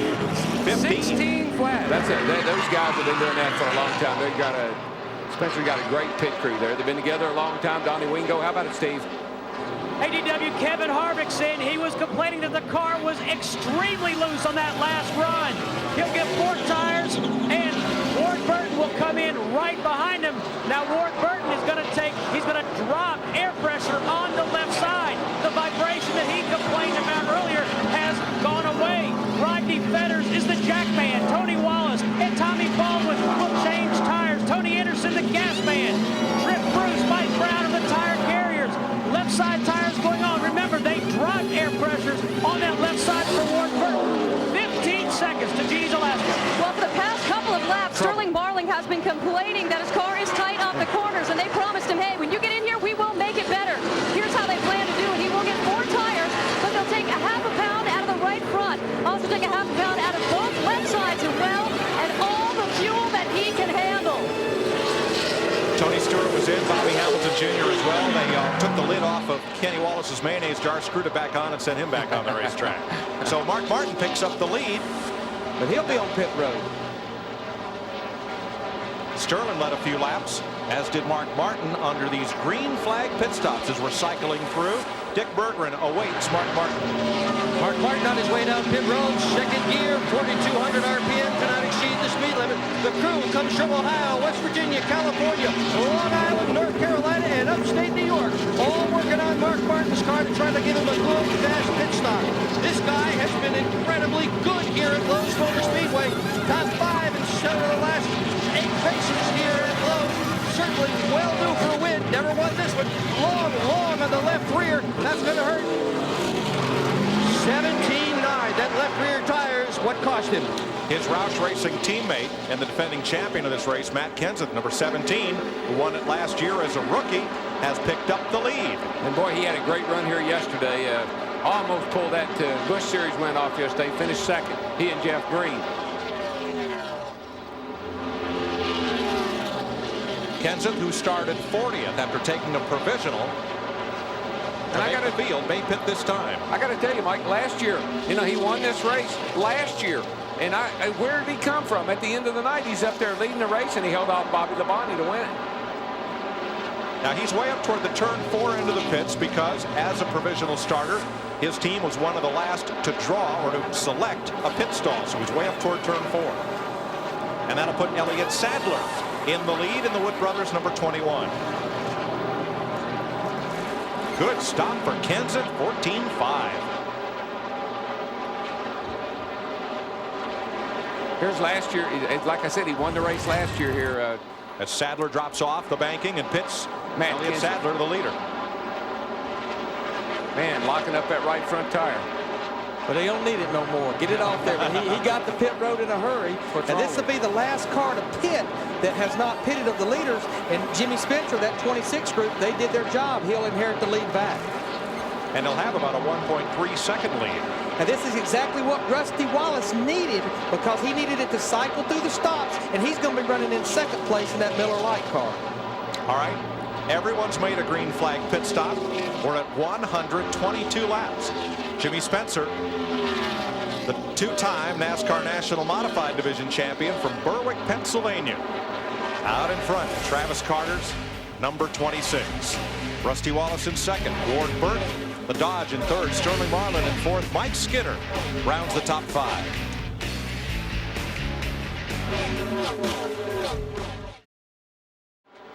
Off to the right of your screen, the Queen City, Charlotte, North Carolina. And here at Concord, north of Uptown, we've had 10 leaders, 12 lead changes as you look at our Coca-Cola race summary. Average speed 168.6 under green. 27 cars on the lead lap. 3 caution flags for 19 laps, including pole sitter Ryan Newman crashing on lap 2 while leading, and Casey Atwood's crash at lap 51. We've had a round of green flag pit stops. Jimmy Spencer now in the lead over Rusty Wallace. And there's a look at the total time around the track, in the pits and around the track, and back to the start-finish line. And that's important. We talked about the 26 car doing their job. Look at that time right there. What that is, that's 2 complete laps, including the pit stop. Now remember, everybody has to run 45 miles an hour. You've seen where everybody's pit stops was pretty close, but Jimmy Spencer did a good job getting on the pit road and off the pit road once he wasn't in that 45-mile-an-hour zone. Right now, Larry, this is when all my friends at home say, what are they doing right now? You know, it looks like they're just out there going around and around. What's going on? Folks, let me tell you, there is a lot going on. There's strategy being planned by the pit crews. There's reports coming in from the drivers about what the car, we're at that transition point right now. The track is now shaded. Everybody's got to start telling the crew chief what their car is doing. So even though they're going around and it doesn't look like there's a lot going on, there's some busy folks down there, isn't there, Dick Berggren? Well, there really are. One of the busy folks is Rusty Wallace, because the tire change they did, thinking it was a flat right front, did not fix the car. He just called on the radio and said it is loose as a goose. They're trying to get it straightened out, but not much they can do until he comes into the pits. To Matt. Well, currently, Johnny Benson is riding in the 11th position. He's going for the $1 million, riding the 12th position. The 66 car is also having some trouble. Benson cannot get any forward bite. He made a chassis adjustment, while the 66 car, Talbot Eye, says something is wrong in the rear end of his machine. They're talking about it on the radio. To Steve Burns. Well, Matt, that sun can't go down fast enough for Kevin Harvick in the number 29 car. He radioed in before the last stops and said this car is loose everywhere. This is the transitional time. He needs it to tighten up. He needs it to get cool out. Jeannie? Well, surprise, surprise for Ron Hornaday Jr. The 14 crew waited till this pit stop was over to tell their driver, hey, guess what? Your boss is here. He replied, hi, AJ. Welcome from Indy. AJ Foyt, of course, making the trip from the Indy 500. He got to see a 17.52 pit stop. They weren't real pleased, but they were concerned about some tire pressure adjustments. And, of course, they're concern now as the sun goes down, did they do the right thing? I guess we'll find out. Thanks, Jeannie. A.J. Foyt, Chip Ganassi, and Roger Penske. IndyCar owners also involved as owners here in Winston Cup. Dale Jarrett started 37th and up to 13th. And DW, you know what to make those old ribs feel better? Oh, yeah. Good handling racing. Oh, yeah. You know, not having to overwork yourself and not having to be under a lot of stress or pressure dealing with a car that's out of control makes it a lot easier for the driver. That was Todd Parrott, his crew chief, telling him his lap time's 31.80. That is a good lap. Todd's not telling him a story because Jimmy Spencer, the leader, is running about 32 flat, which is 0.2 of a second slower. But right now is when we're going to hear from every driver. Driver after driver is going to call in. There's going to be something wrong with his race car. Because, again, folks, been there, done that. We're going through that transition time when the cars are going to get real loose until the track cools off. One driver who I don't think is calling right now is this one, Jimmy Spencer. Darrell, he's had a really strong car since they dropped the green flag. He really has, and you're not going to hear Spencer complain a whole lot. It takes an ill-handling beast for him to get upset because he just gets mad at it and gets up on the wheel and just works the thing to death. He'll say, I'll whip you one way or another. I'm a big Jimmy Spencer fan. I don't know if he knows that or if it shows or not, but I love the way he races. He leaves nothing on the table. Or on the racetrack, I should. DW, I got to hand it to you. I know early in the race, but there's your pig, Bobby Labonte. He started back in 24th position. He's in 5th. He's doing what he does best. He's racing the elements, racing the racetrack. This is a brand new race car. I had breakfast with his crew chief, Jimmy Maycar, and they said, Larry, I think we're finally figuring out what Bobby Labonte and this new tire that Goodyear's bringing, the harder tire this year, what we've been looking for. Well, Larry, I've been talking to him a lot on occasions here and there, and Jimmy and Bobby both told me the other day, DW, one of the things that we talked about, we changed and started working on, and it's helped our cars a ton. Jeannie? Well, guys, you are exactly right, and it is go time right now in the 18th pit. They were just messing around for the first 100 laps. Bobby Labonte said, I was waiting for the sun to go down, and now I'm going to make my move. They figured they had the car all dialed in for as everything starts to cool down. Matt Yoakum. And Jeannie, talking about those tires, Bobby Labonte's been one of the drivers who's not been able to acclimate himself to this new generation Goodyear tire. But during a rain delay during a Chicago tire test recently, he sat down for 5 hours with the Goodyear engineers, told them what he feels. They told him what the tire was actually doing. Now he has a much better understanding what he needs to tell Jimmy Maycar to make this 18 car hook up with these new tires. Down low, inside, surrendering a spot to Bobby Labonte. That's 4th place. And there is nothing that takes the place of tire testing.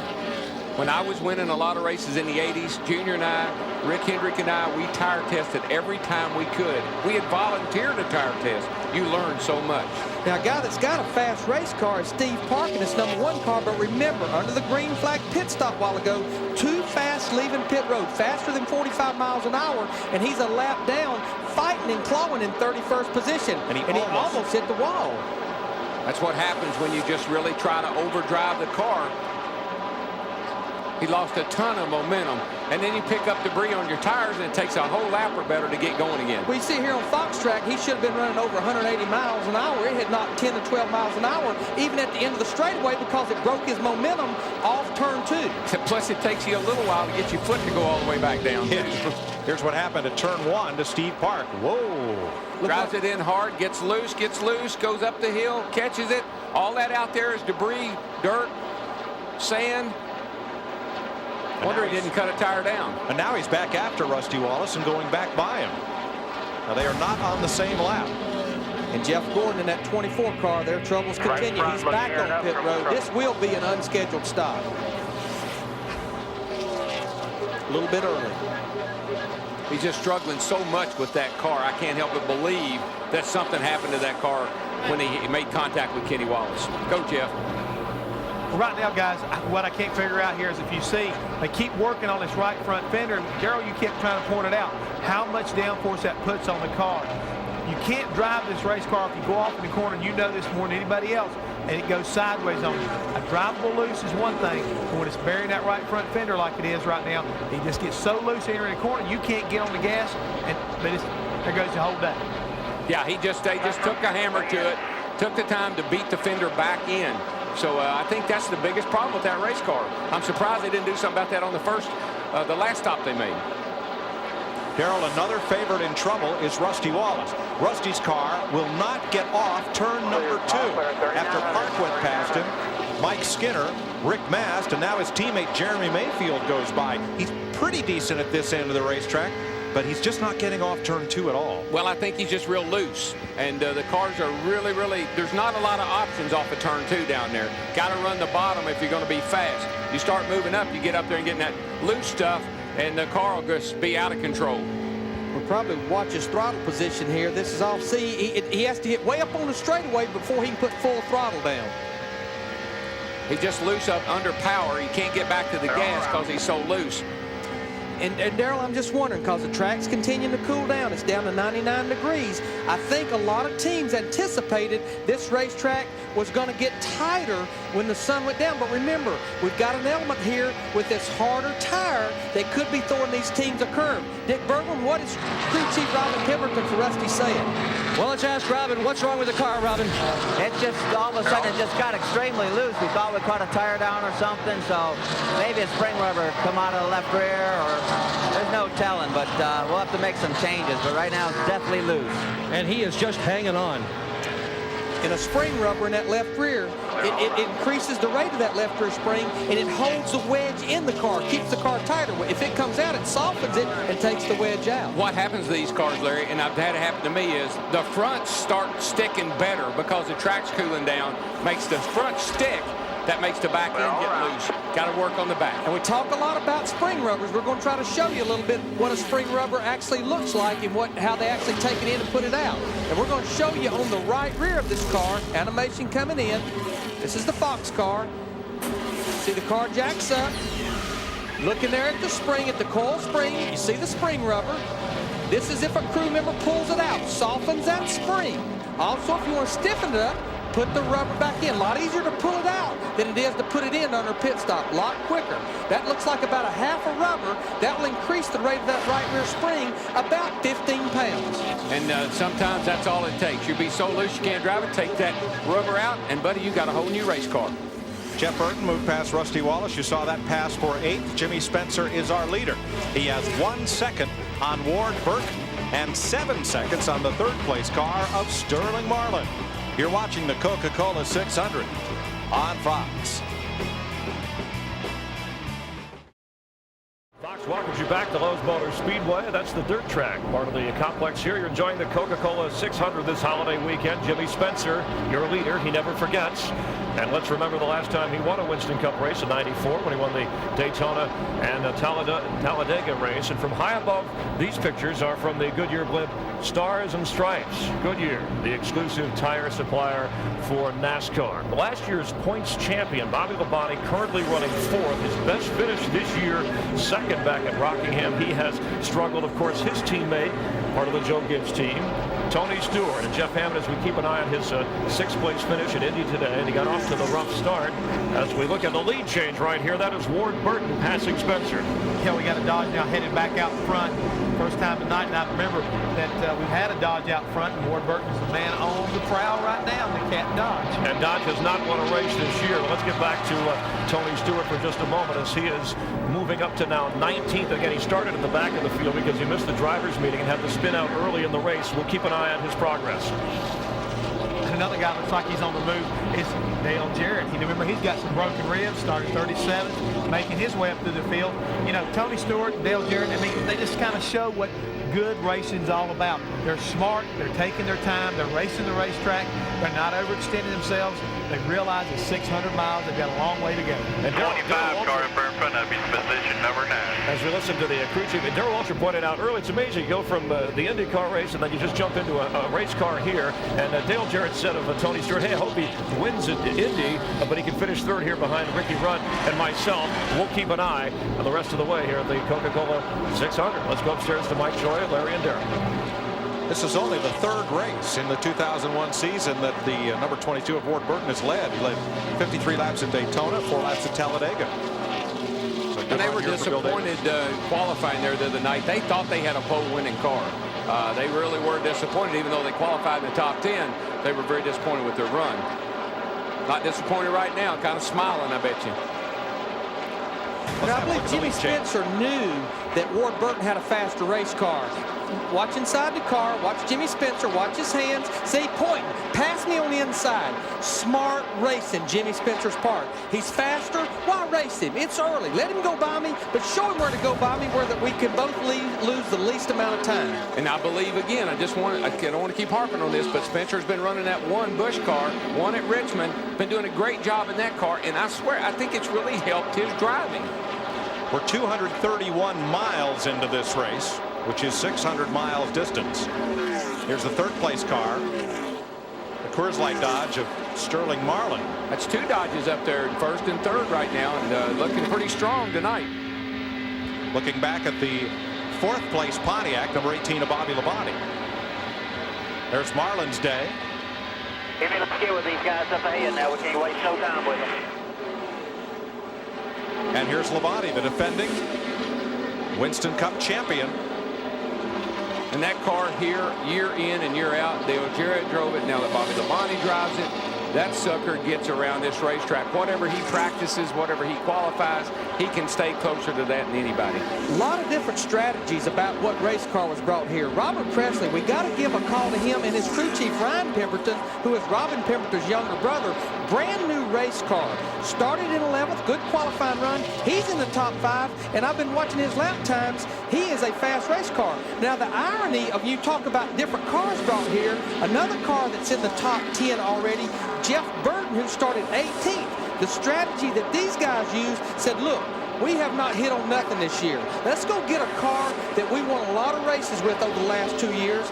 Nothing else has been working, so they brought a car here they have not run all year long, and he's sitting here running in 8th position, and he is one of the fastest cars on the racetrack. And they need to be good here. They had 6 top 5s at this point in the season last year. This year they've had only 1. They were 4th in the points entering this race last year. Today they are 25th in points. Wow. Getting close on the next round of pit stops. And Ward Burton, for Bill and Gail Davis's team, leads the Coca-Cola 600 at Charlotte on Fox. Fox welcomes you back to the Coca-Cola 600, and we've been racing almost 2 hours. Ryan Newman, the pole sitter, wrecked early and is out. Jeff Gordon had problems coming out of the pits, running into Kenny Wallace, pushed him out of the lead, but he's back. And of course, Tony Stewart, who finished 6th at Indy, made it in time to start at the back of the field. Had a little spin out early in the race, but is back competing. And Tony Stewart hoping to improve on his Coca-Cola 600 performance of last season. And Dale Jarrett, the points leader, coming into the race, a rough weekend.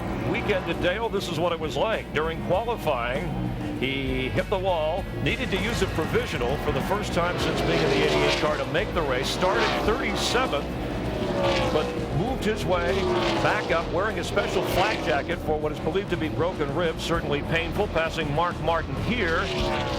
And Todd Parrott helping him to close the gap. And now Dale Jarrett has moved up to 10th. And Jeff Hammond, before we go back upstairs, this is his kind of race with Ward Burton leading. Again, we keep talking about patience, experience. You're looking at a team right there that knows how to do it. Former Winston Cup champion here. I mean, he can do it all. He can do it all. Tom Bodine has a problem. He's on pit road. Matt Yoakum. Well, Jeff, they've already gone around to the left side of the number 66 machine. There is some right rear damage to the rear bumper, a chassis adjustment on Tom Bodine's car. He was complaining it was very, very loose. He lost a lap on lap 150 as we almost get hit by a lug nut flying back to the 66. He goes back out on the racetrack, but he was very, very loose.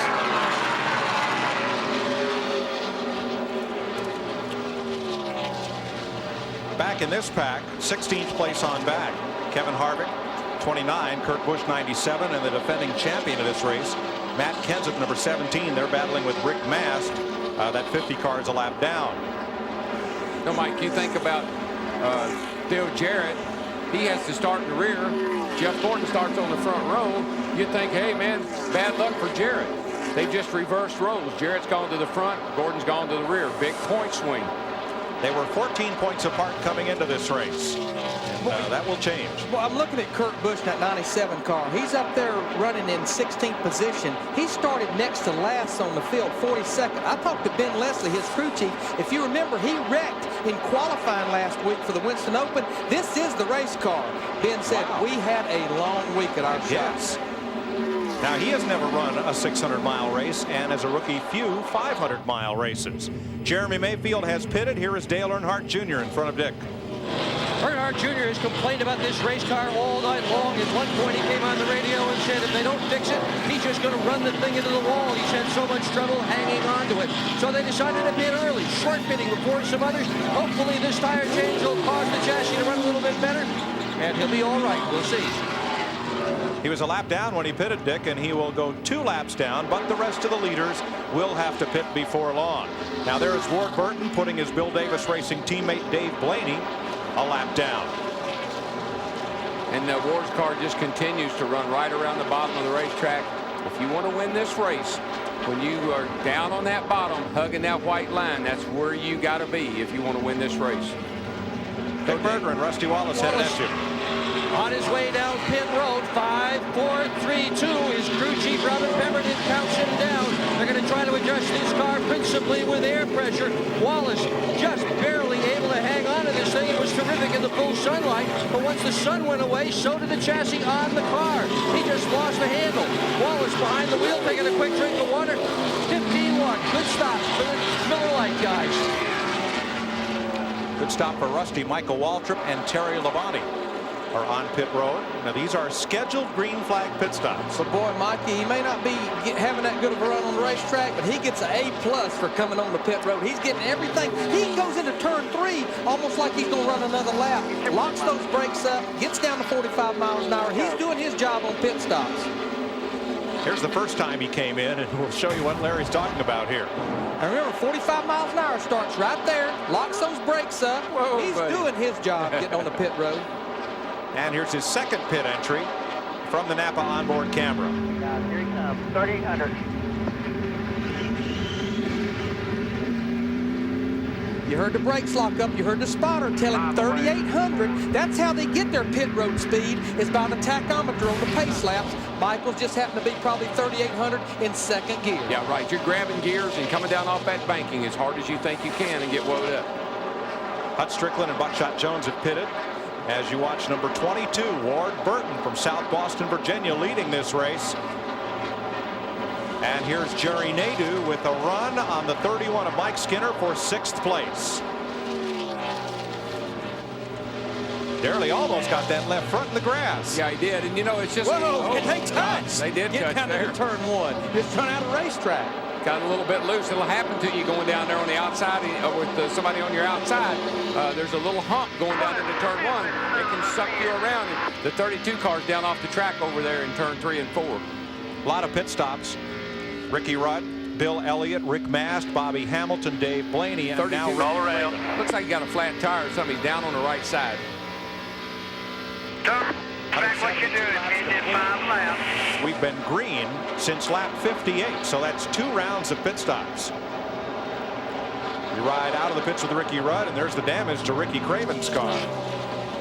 Johnny Benson on pit road in the 10 car. And you know, let's go down to Matt.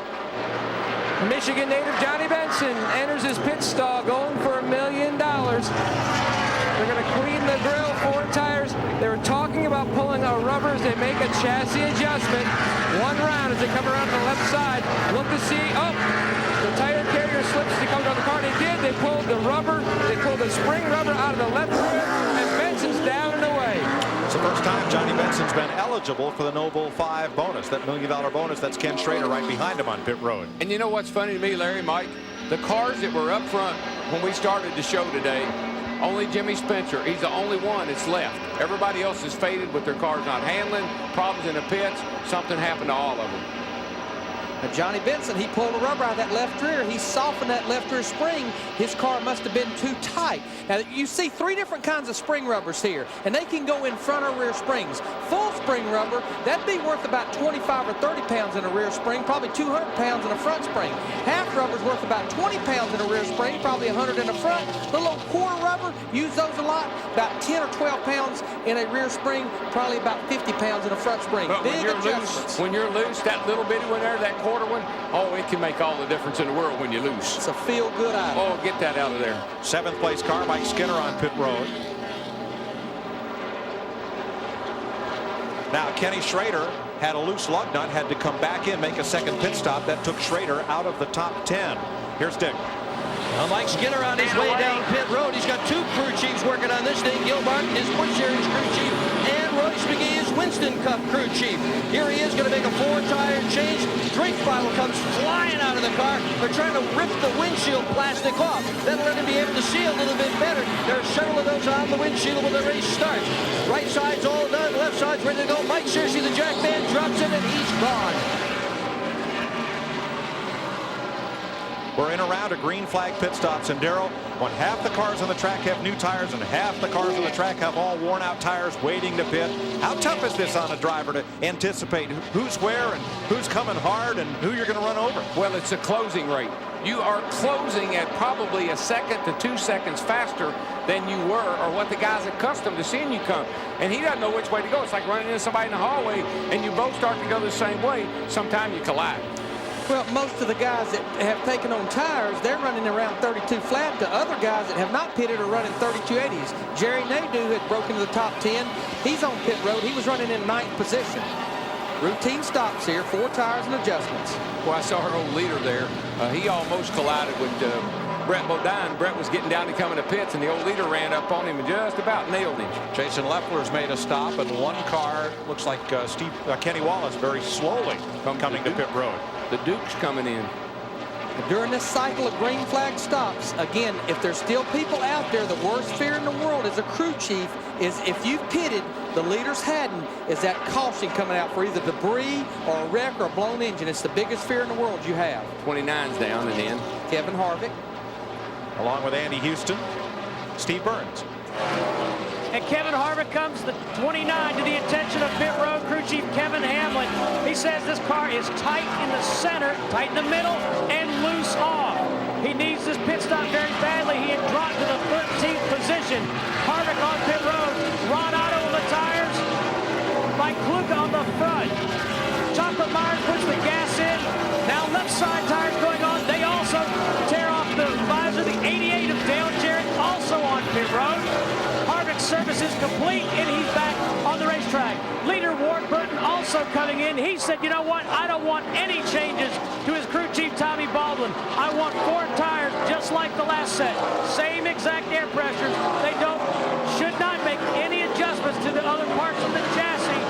Just 4 tires, right side tires going on. The jackman Rodney Vedder slams the jack in there. Let's go to Matt Yoakum. A 4-tire stop for Jimmy Spencer. They made a track bar adjustment and air pressure. A little bit slow on the left front. He's down and away to Steve. That left side tire's going on. Tommy Baldwin not happy about the stop. Ward Burton's back on the track. All of the top 3 cars came in on that lap. Burton came in, Spencer, and you see Sterling Marlin's pit stop. And while this is all going on, Bobby Labonte in the 18 car, he has inherited the lead. Jeannie Zalasko. Well, Sterling Marling has had no complaints about his car, but they are going to take a round of bite out, adjusting for the sun going down, of course, taking 4 tires and fuel. To Dick Berggren.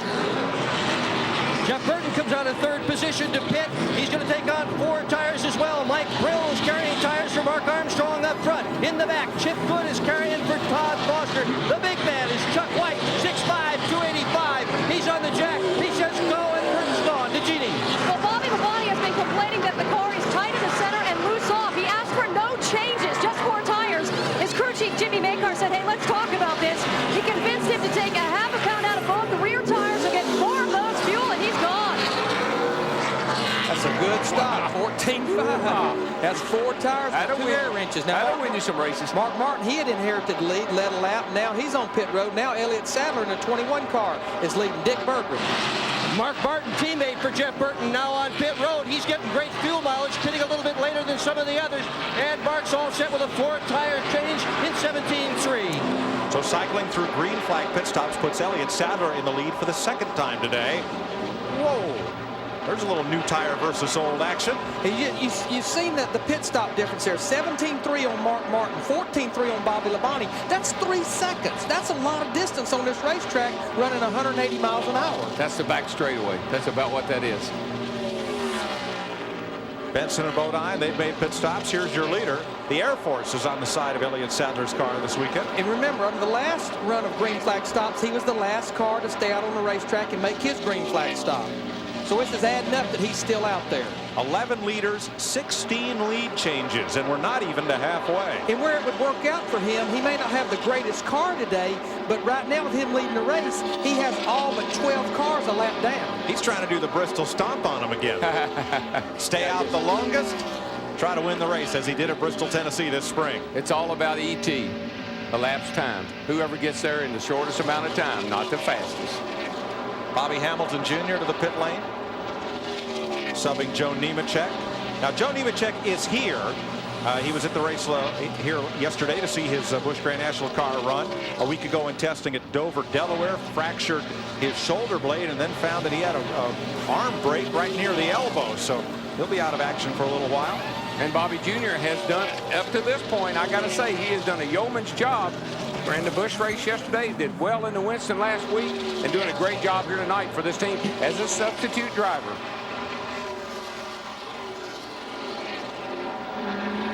Elliott Sadler will be the last of the cars on the lead lap to make a pit stop, and then this second cycle of green flag pit stops will be complete, and Ward Burton should be back in the lead unless Jimmy Spencer gets by. And you know how Spencer gained. Ward was way out there ahead of Jimmy before the pit stops. Ward had a slow stop. Jimmy had a fast stop. They're closed back up on the racetrack. Ward Burton has 11 starts here at Lowe's Motor Speedway and 7 top 10 finishes in those 11 starts. And that will be the lead battle when we come back, should Elliott Sadler make his pit stop. Views from all angles here at Lowe's Motor Speedway. Elliott Sadler about to make a pit stop. He is the leader in the Coke 600 on Fox.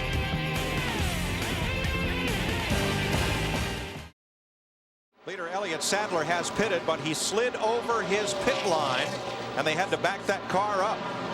So the green flag pit stop going on, and you see the NASCAR official on the right side of the screen holding the 21 car.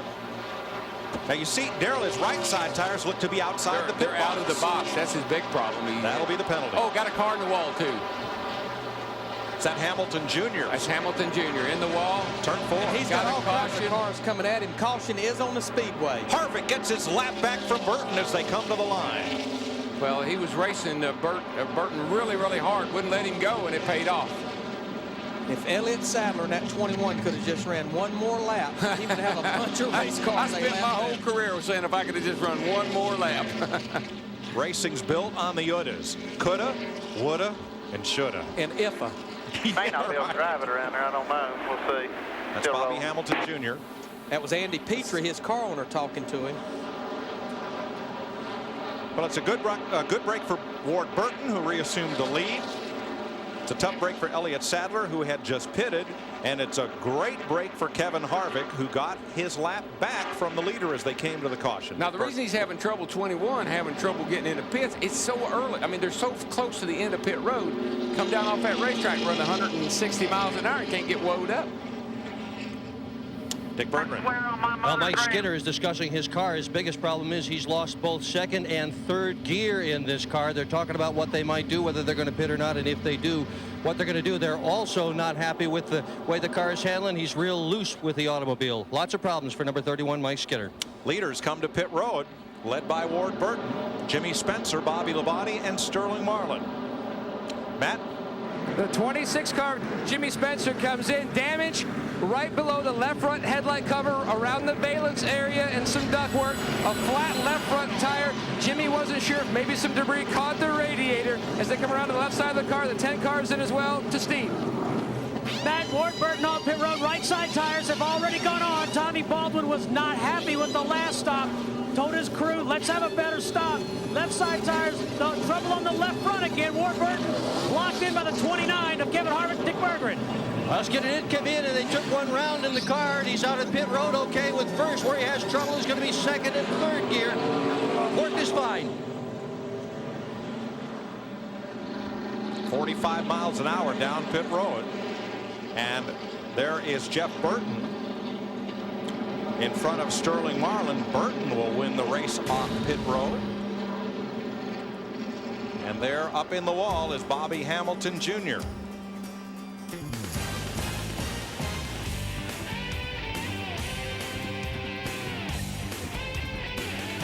So we're under caution for the fourth time as daylight turns towards darkness at Lowe's Motor Speedway.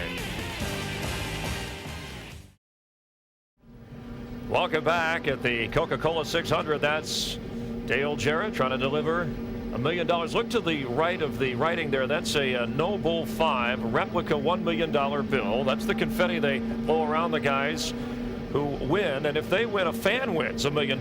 These eligible in this particular race: Sterling Marlin, Johnny Benson, Todd Bodine, and Jeff Gordon. But Todd Parrott, the crew chief for Dale Jarrett, here's Jeff Hammond. He went to the Winston. Real thing. Went to the Winston. We would be sitting here. Went to the Winston Cup people. Got this, and right has the $1 million. Then the drivers on it, and he taped it on the dashboard that you saw to motivate Dale Jarrett. And of course, he's in the hunt. Dale Jarrett currently running 12th as we talk. Did you ever do anything like that with Darrell Waltrip to motivate him? No? You couldn't motivate Darrell. No? I mean, you know, come on. I mean, all you had to do is say, hey, Darrell, they got $100 out there tonight. 100. And he would go for it. Hey, the man's a competitor. He didn't have to have a lot of motivation. Just show him the green flag, and he tried to find a checker for you. Darrell might come down to the Hollywood Hotel just to get this. He may want to check in. Our overhead shots from the Goodyear Blimp, Stars and Stripes, and the Goodyear Blimps are celebrating over 40 years of live aerial coverage. We'll allow a Waltrip rebuttal as Fox's coverage of the Coca-Cola 600 continues live from Concord, North Carolina. We're near Charlotte. Ward Burton, still your leader. Don't go away.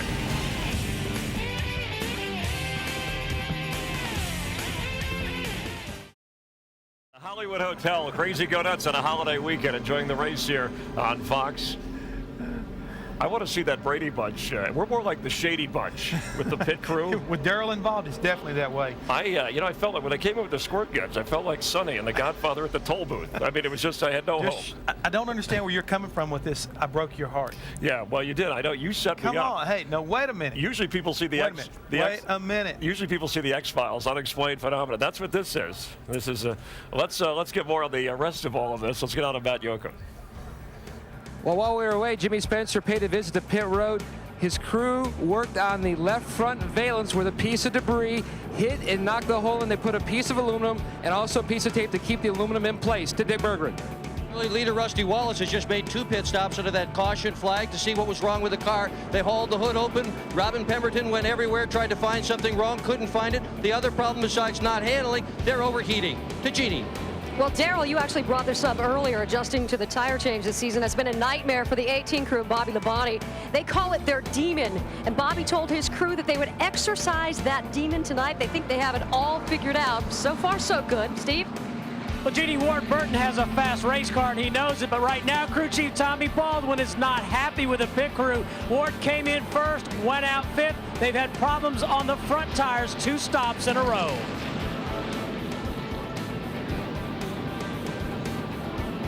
There's a look at the stop, and it took a long time to get that left front off. You see the tire carrier waiting to now put it in place while everyone else is done. Jimmy Spencer's back in, Matt. More tape on the front for Mr. Excitement, trying to keep that piece of aluminum that they covered up that hole to help the aerodynamics on this number 26 machine. Keep that aluminum in place. One more piece.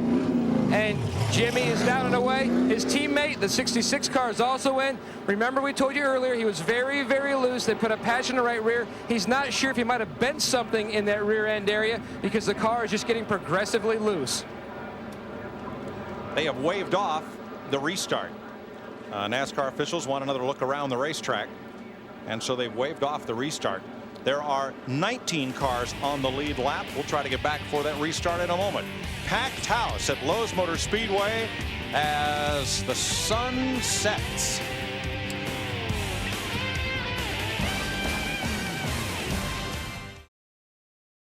Jeff Burton leading Sterling Marlin, Bobby Labonte, Jeremy Mayfield, and Jerry Nadeau up to the top 5. Ward Burton, Robert Presley, Johnny Benson, Mark Martin, and Dale Jarrett are the top 10. 19 cars are on the lead lap. This is on the restart. Watch the 31 car. Mike Skinner, remember, only has first and high gear. Lost second, third gear. See him with his hand on the shifter here. Starting in first gear, normally starting in second, and he went all the way down to fourth gear. RPMs fall way down. This is the reason everybody's going by him on the low and high side. Now, once he gets to high gear and gets up to speed, he's going to be okay because you run this racetrack in high gear. But without second and third, restarts are atrocious. And Skinner fell to 18th on the restart. Boy, these guys right here, they're having a whale of a race. After this restart, everybody's got fresh tires. They've had a chance to adjust their cars. 3 wide off the corner. These guys are getting serious now. It's halfway. Hammer down. And Daryl, on racetrack, she's cooled down about 20 degrees. She's down to 93 degrees. The speeds are going to keep getting faster. They're running down around 31 flat. That's a second quicker than the last time these guys were on fresh tires after a caution. And the driver's calling and say, I don't know what you did to my car, but give me some more. And they're standing there looking at each other like, what's he talking about? We didn't do nothing. If you joined us late, rookie pole sitter Ryan Newman crashed on lap 12 while leading. Bobby Hamilton Jr. brought out the 4th caution just 10 laps ago, and his car is also in the garage area. Trouble 2 for Casey Atwood, the rookie, and Andy Houston. Jeff Gordon started on the outside pole, got into a pit road accident with Kenny Wallace, and that damaged the front end of Gordon's car. Man, they just about wadded them up over there off 2 that time, y'all. Ward Burton, the 12 car. Everybody's impatient. There's guys that had bad stops that are trying to get in there to pass cars, and they're just really, really impatient. Bill Elliott restarted in the top 5. He's fallen to the back of the field, and he's coming to pit road. Watch this. 22 car gets into Mayfield there, gets him a little loose. Everybody behind him now has to check up. There was a lot of moving going on right here in his crowd. Bill Elliott, the 9 car, he's on pit road as well as Andy Houston in the 96 car. Matt? This is going to be a 4-tire stop for Bill Elliott in the number 9 car. Work completed on the right side as they come around to the left. No chassis adjustments. Derek Jones saying the car is full of fuel, and Bill's down and away. To Steve. Well, guys, Kevin LePage in the 4 car has radioed in that he is extremely sick. The problem is he needs to get out of the car, but they cannot find a relief driver, so LePage is trying to gut it out for the time being. No pun intended. Only drivers out of the race are Newman and Atwood and Hamilton Jr., all rookies. And they're rookies, and you cannot use a rookie as a substitute driver. Well, I'd like to go down there. I mean, I got my suit with me. I got my helmet with me. I ran up at Wilkesboro the other day. I could get down there. Lock the door. Someone lock the door. I could be there in maybe 10, 15 minutes. Uh-oh, I just got hold on, my cell phone's ringing. So next week we'll be at Dover, Delaware, the Monster Mile, concrete mile up there in Dover, Delaware. Okay. Fast racetrack. Okay, honey. Okay, honey. I'm not going. Don't worry. I'll stay here. That was Stevie? That was Stevie. I thought it was them. Jeff Burton is disappearing from the field, including this pack. Dale Jarrett in 10th, moving up on Johnny Benson, the 9th place car. Remember, Jarrett had to go to a backup car, start at the back of the field after crashing in qualifying the other night. Starting to see those sparks fly, starting to get a little dark, you know. The sun goes down, it gets dark. You see all kinds of things you don't see in the daytime. Probably see some weird things happen on the racetrack, too. The Hollywood Hotel, it gets a little weird in the dark. Hammond asked me for change for 100 the other day. I said, look here, boy, that is change. Dale Jarrett, that 88 car, is in the 11th position, fighting a lot of lap cars here. Buckshot Jones in the 44. Plus, he's got a rearview mirror of Kevin Harvick, that 29, who got his lap back when the caution came out a while ago. And Tony Stewart in that 20 car, he's in 13th position. I think, Tony, those guys, they needed that caution flag. They wasn't far from going a lap down. No, sir, they wasn't. And that's, you know, right now he needed that. That was a lot of long green flag racing. And I bet a guy that ran 500 miles at Indy was glad to see that caution flag. And Matt Kenseth comes on the pit road. 200 laps at Indy for Stewart, 400 laps here as you watch the defending champion of the race, Matt Kenseth, make an unscheduled pit stop for tires. Last year's winner. Home Depot, Stewart's sponsor, Target is IndyCar sponsor, and Joe Gibbs Racing will each donate $100 for every lap Stewart runs today, Indy and Charlotte combined, to the Victory Junction Camp, one of the Paul Newman hole-in-the-wall gang camps, founded by Kyle and Patty Petty, to memorialize their son Adam. And it could be $180,000, and a number of other folks have pledged money, and what a wonderful cause to draw attention to. But Stewart's day started as if those checks wouldn't have a lot of zeros. This was lap 2. I just think that's from being in that Indy car, running up there at Indianapolis, and all of a sudden you jump in this big old stock car, and it didn't do what he thought it was going to do. He needed a couple of warm-up laps. Little slower steering on these Winston Cup cars. A whole lot slower, and not near as much grip. Stewart has already run 400 of the 600 laps he will try to run today and tonight. But here's the guy they're chasing right here, Jeff Burton, in that 99 car. He's over 2 seconds out front of Sterling Marlin. How did he get the lead? I got to tip my hat to Frank Stoddard, that crew chief. Remember, they made a green flag stop on lap 181. The caution came out 12 laps later. They elected to do 2 tires. And right now, he's about a 10th quicker than most anybody on the racetrack. Plus, Darrell, I think the racetrack is coming to his race car, the track conditions. I think you're right, and I think also the way this team has struggled this year, he is going to drive the wheels off that thing. I'm going to lead as much as I can and get as far ahead as I can. Now there's a young fellow, Frank Stoddard, grew up on the quarter-mile Bear Ridge Speedway in Bradford, Vermont, a little dirt track, working with Butch Elm's crew. They used to sneak him in. He was underage. He went to work for NASCAR North legend Stub Fadden, and he came south to find fame and fortune as Jeff Burton's crew chief. Done a mighty fine job up until he hit this slick spot this year. Things have been going pretty well, but they'll shake it off. They'll get going. I picked Burton to win this race tonight in USA Today. Rudy just ran out of column inches, so you won't see it there. But call Rudy Monday and ask him. All right. If you notice, see, we talked about Jeff Burton before the pit stop, 4th, came out 1st. 2 tires was the reason. Jeremy Mayfield as well was another one. Came in 14th, went out 5th.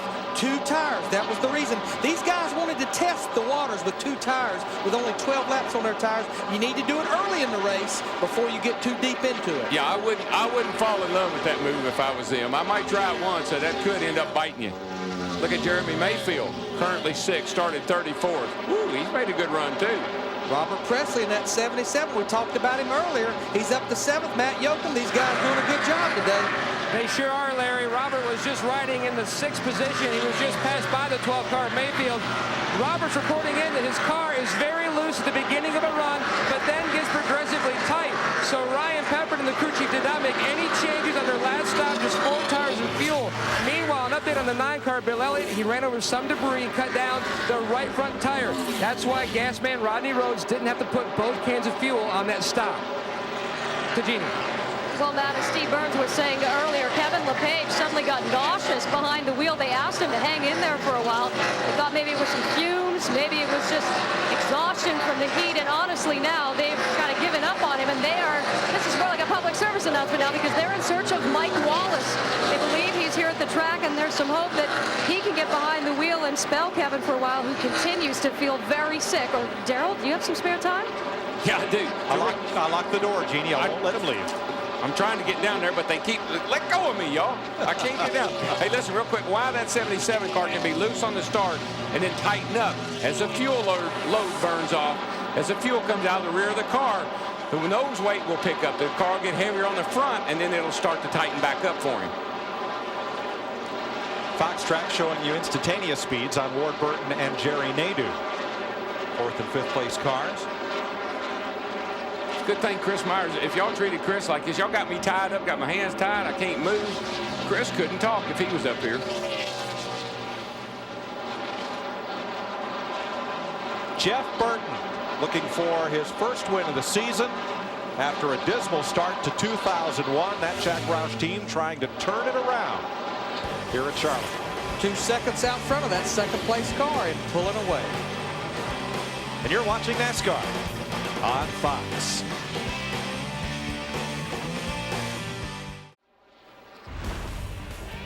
Red Sky at night, Racers Delight. You'll see the entire first half of the NASCAR season on the Fox family of networks. Next week, Dover Downs qualifying on Friday on Fox Sports Net.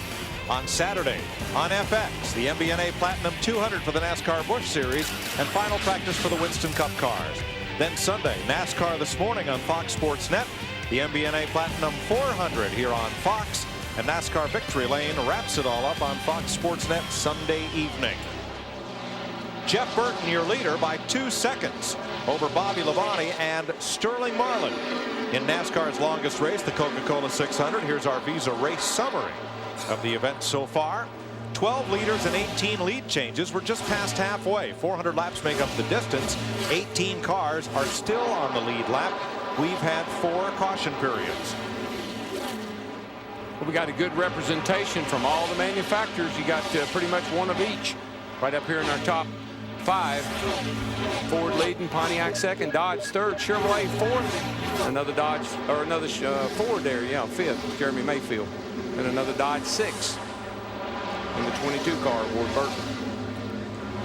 And a lot of the favorites have had problems today. Pole sitter Ryan Newman crashed on lap 12 while leading. Jeff Gordon got into a scuffle with Kenny Wallace on pit road, one entering, one leaving the pit. That took Gordon out of contention.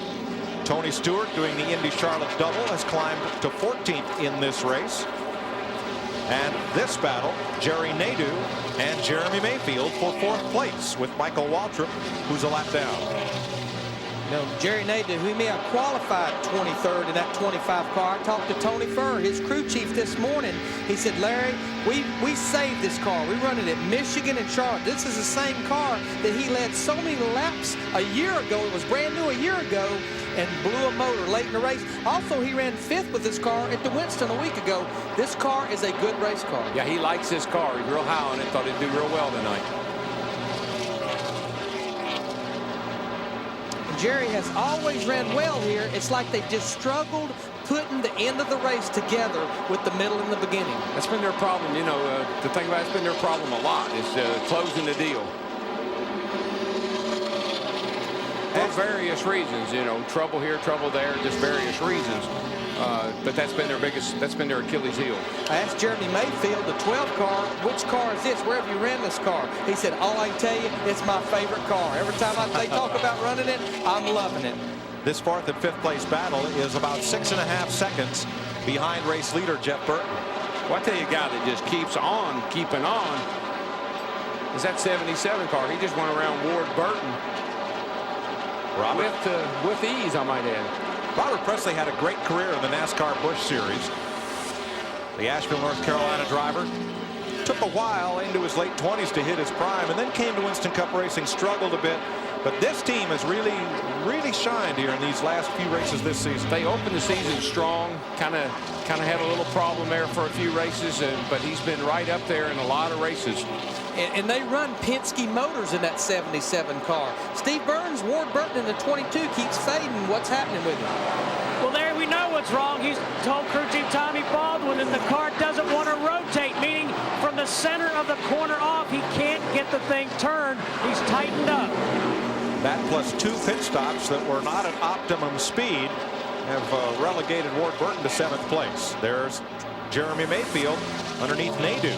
Yeah, they can fix that thing. That's not a bad problem to have at this point in the race. They could raise the track bar a little. They could take a little wedge out. They could add a little air to the right rear tire. I mean, you got a lot of options when you're too tight. Now, Darrell, the last of the sunshine of the day is on the back straightaway and only the back stretch. Oh, we're into that twilight time now. Twilight zone? Twilight zone. Of Heavenly sorts. shades. Together again at twilight time. But Larry, how's the track change as we go from daylight to darkness? Well, again, you know, you're going to get a lot. Main thing, you're going to get a lot more grip. when the racetrack cools down. We documented a while ago it has cooled down almost over 20 degrees since the start of the race, and that's the biggest thing. But the thing that has surprised me, but I think now we're going to start hearing it more, is I didn't hear very many cars talking about pushing, but now it sounds like that a lot of cars are starting to tighten up. Just look at the track temperature. Start 114 degrees, lap 100, 102, and now, just a few laps ago, 93 degrees. Big difference. If you see, there's only 6 degrees in air temperature, but the real difference is when the sun goes away in that track temperature, Matt Yoakum. And Larry, you're exactly right. That's been the conversation between crew chief Jimmy Makar and his driver, Bobby Labonte. Bobby keeps calling in, what's the temperature now, Jimmy? They know from what they felt at the Winston as he closes in on the leader. He knows what he felt in his race car at the Winston as the night started to get cooler and cooler. He knows what he's going to need to do to that race car as the race progresses back to that final 100 miles. Wow, Labonte picked up 0.2 of a second in one lap. Watch him pick up a little bit more off that corner right there. That's where he is awesome. Back to the gas, wide open, matted up off that corner. He is coming on. And you know, he's my kind of driver. He just kind of bides his time. You don't hear a lot about him. Here we are a little past halfway now, and he starts to make a little noise, and he'll get stronger and stronger and stronger. Somebody might come up there and make an adjustment that can run with him later in the night, but right now he's the man. Well, Jeannie has made that all-call page for Mike Wallace. And Jeannie, any luck? Yeah, the power of television. One man's pain is another man's opportunity. Mike Wallace getting the call. He's shown up here. Where were you? Where'd they find you? Believe it or not, Jeannie, I was at home. I had just left the racetrack and I went home. I don't live too far from here, and I was laying on the couch watching the race, and my wife called. She was still in the motorhome, and Larry McClure is a good friend of ours, and I guess Kevin must not be feeling well, and unfortunately we weren't in the race tonight, and the nation's run forward, but they need some help. We're here to help them. Just trying to pat some of our guys on the back. Were you enjoying the telecast? I can't hear you. Were you enjoying the telecast? Yeah, you guys are doing a great job on TV, you know. There we go. Having way too much fun, I think, so, you know, hopefully we're here, we get a shot to help them out, and otherwise Kevin will run good and let you guys do your job and entertain all the fans. Can I tell you the best part? It's over halfway over. You don't have to do the whole thing. I'd rather do the whole thing. Oh, all right. Well, enjoy, sit here, wait. I guess you got to give some relief here very soon. Okay, thank you. Appreciate it. Now, Mike Wallace was one of 6 drivers that failed to qualify for this race on Thursday night, so he has track time here this week. And one of the most important things about finding a relief driver is you got to find somebody about the same size as the cat that's driving that car. So that's a big factor too. You can't somebody can't reach the pedals, and you can't somebody get in there that's all bowed up and can't drive the thing. Yeah, these aren't luxury limos where the seat, the pedals, and the steering wheel are adjustable. You get what you get when you get in. That's it. But you talk about factors. That 18 car, he's just a few seconds away from being a big factor.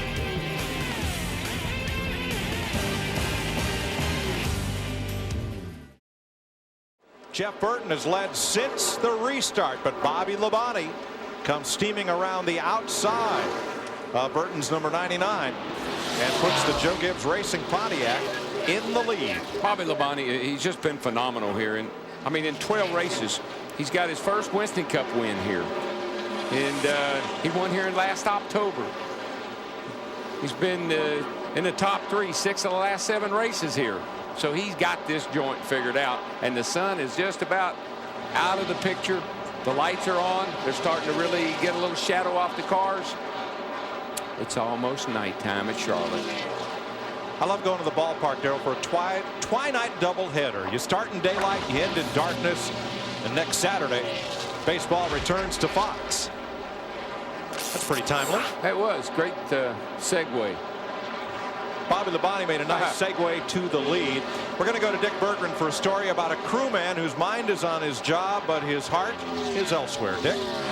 Now, Sean Parker is the rear tire changer. He is also the car chief for Mark Martin. And as badly as he wants to win this race tonight, there's something he wants even more.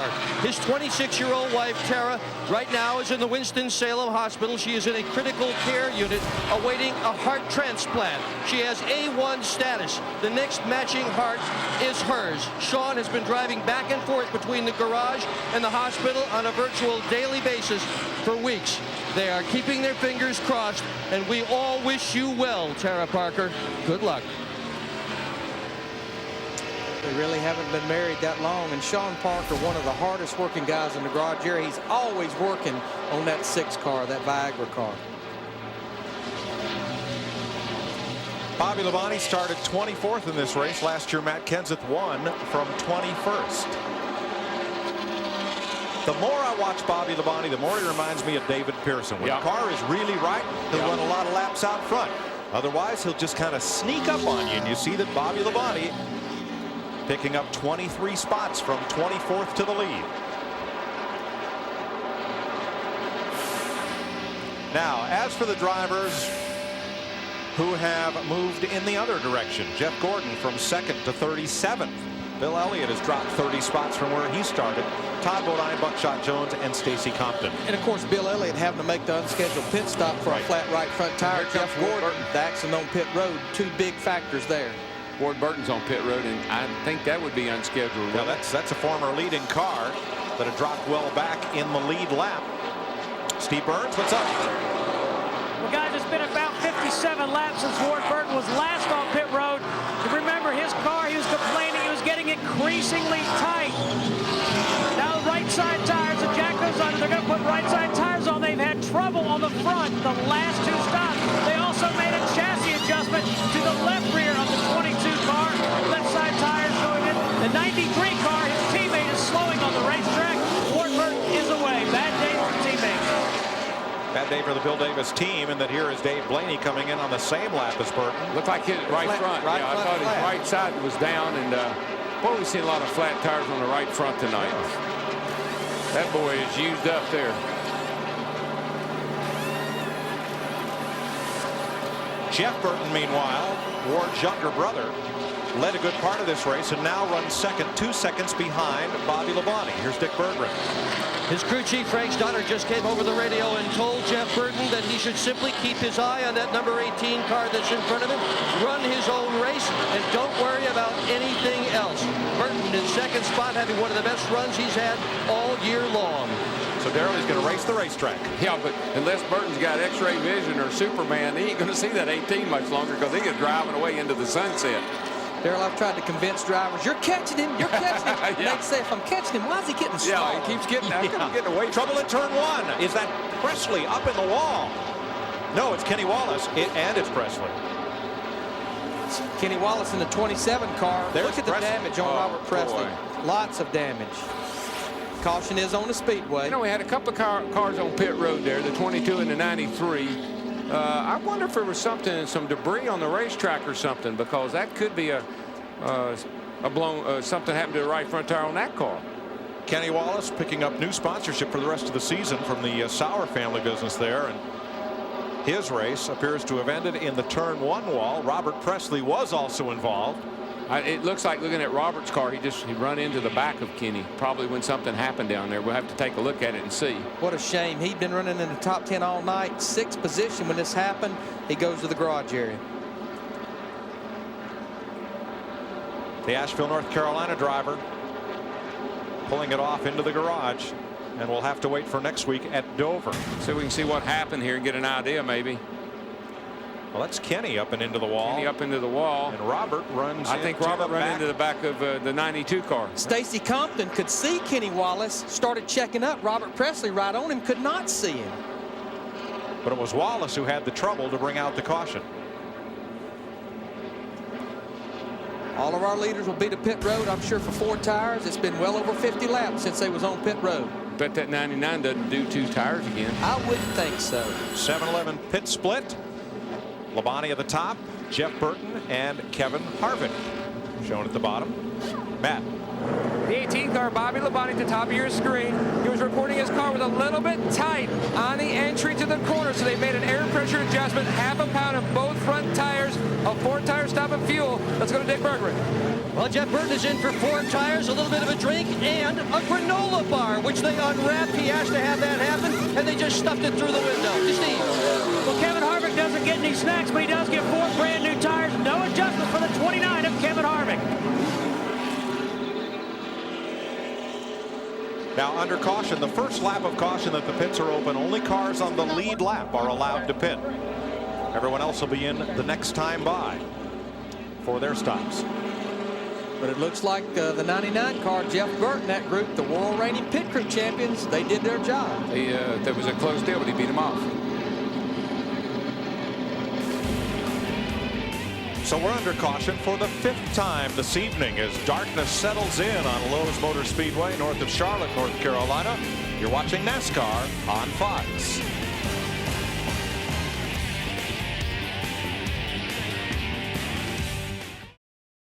And here comes the night at Lowe's Motor Speedway as the sun is setting in Concord, North Carolina, just outside of Charlotte, and the Coca-Cola 600. Jeff Burton currently your leader, Bobby Labonte second, Sterling Marlin third, as the darkness will change the way this race is completed, and we will keep an eye on that for you. Glad to have you along here on this holiday weekend on Fox as we check out the Coke family of drivers. Dale Jarrett, who started 37th, has moved up to 6th. Ricky Rudd had some early problems. Tony Stewart, who finished 6th at the Indy 500, made it here in time to start at the back of the field, had a problem early, but has slowly been inching up. And Bobby Labonte, who is now running 2nd. And we're getting ready to get going again. Let's check in with Matt Yoakum down trackside. Matt? Chris, Robert Presley's crew has already cut away the front sheet metal. They've already put a radiator in this race car doing some other work. Robert, you just cannot seem to get any good luck. I'm telling you, it's a shame. We just kind of sitting there riding, trying to keep, the leaders inside. 99.40 was gone. But when you had a good race car, just kind of sitting there, and I guess 27 car blowed up and got in oil. And I tell you, we just can't get a break. Tough break for Robert Presley. Hoping to get back in this race and pile up some Winston Cup points. Kevin LePage, after that pit stop, we'll have to check and see if they made the driver change to Mike Wallace on that stop. I haven't seen them make the change. I tell you, all you got to do is that driver will holler for a relief driver until he finds out he's got one. Then he gets a lot better real quick. How about it, Jeannie? What are they saying? Well, I'm staring at Mike Wallace right now. He's got his arms crossed. He's leaning against the toolbox, and he's just waiting. Kevin LePage came in and said, I don't want to get out of this car. Actually, what they did is they added some foam rubber underneath his seat. They gave him some extra refreshment to try to keep him going. He says he wants to stay in, and Mike Wallace waits. Dick Berggren? Well, Frank Stoddard and his driver, Jeff Burton, have had a perfectly miserable year. Last year at this point, they were 4th in points. Tonight, they came in 25th. But, Frank, this looks awful good. How good does it feel? Car's pretty good. I'll tell you what, I was really deciding tonight whether I was going to go to Dover or not because I'm getting close to New England, and I'm afraid people might start throwing stuff at me. We haven't done a good job this year of getting Jeff a good car. The guys have worked real hard in the chassis shop. Guys putting motors in. We've been testing a lot, done a lot of work to try to get ourselves back where we need to be, and it feels awful good to know that we've made a little bit of progress. We're nowhere near where we need to be, but the Citgo Superguide team's done a great job on pit road tonight, and that driver is getting the feel back. Looking good. To Steve Burns. Well, thanks, Nick. Let's take a look at Kurt Busch. Started 42nd. The 97 car is now in the 8th position. And an interesting thing, there's only 42 pit stalls on this pit road. This team was sharing a pit with Dave Blaney all the way down by turn 4. When Ryan Newman in the 02 fell out, the team moved the pit box, the war wagon, everything they had, all their tools, all the way up to the turn 1 side of pit road. And they've now set up camp next to Kevin Harvick. Got a good spot there, Steve, down in pit stall number 1. And that's a move you do not mind making, because when you're sharing a pit, how you work it is whoever's in front of who, that's who pits first, and you pit the next lap. And it really, really, really bothers me that in this day and age of Winston Cup racing, we have to share pits. That bothers me. And I tell you, they moved into a pretty good pit. This, again, that was Ryan Newman's pit at the end of pit road. Not a bad pit spot, especially for cautions. Why, Larry? Because all he has to do is move about 15 feet, and that's how they score him coming off pit road. At the end of the pit road line, you see the NASCAR official standing right near that line. 258 laps complete. Jeff Burton leads Bobby Labonte, Sterling Marlin, Jerry Nadeau, and Kevin Harvick after these pit stops as night falls in Charlotte. Back to Lowe's Motor Speedway in Charlotte becomes a jewel in the night. And here are the Winston Cup point standings coming into this race. Dale Jarrett presently running 6th, the point leader by 14 over Jeff Gordon, who is in 34th place in this race. Rusty Wallace, Johnny Benson, Sterling Marlin. In the NASCAR Busch Series, Jeff Green over Kevin Harvick by just 19 points. Greg Biffle 94 back. Jason Keller, Mike McLaughlin, who stood here tonight in relief in case Tony Stewart didn't make it down from Indy. And here's a look at the current Craftsman Truck Series standings, brought to you by Sears. Scott Riggs up 80 markers on Joe Ruttman, Terry Cook, Jack Sprague, Travis Cavapo, the rookie. All three of NASCAR's major series will be in action next week at Dover, Delaware on the Monster Mile. Very, very critical restart right here. A lot of good cars a lap down on the inside. What do you got going on, Dick? Go, Dick. Jeff Burton is having a great night, but it's not a perfect night. He just radioed into his crew and said he has just had the biggest problem since the green flag dropped. Remember the granola bar? Just fell on the floor of the race car. He wasn't finished. That was dinner. Lead lap cars, there are 16 of them. Jeff Burton is your leader.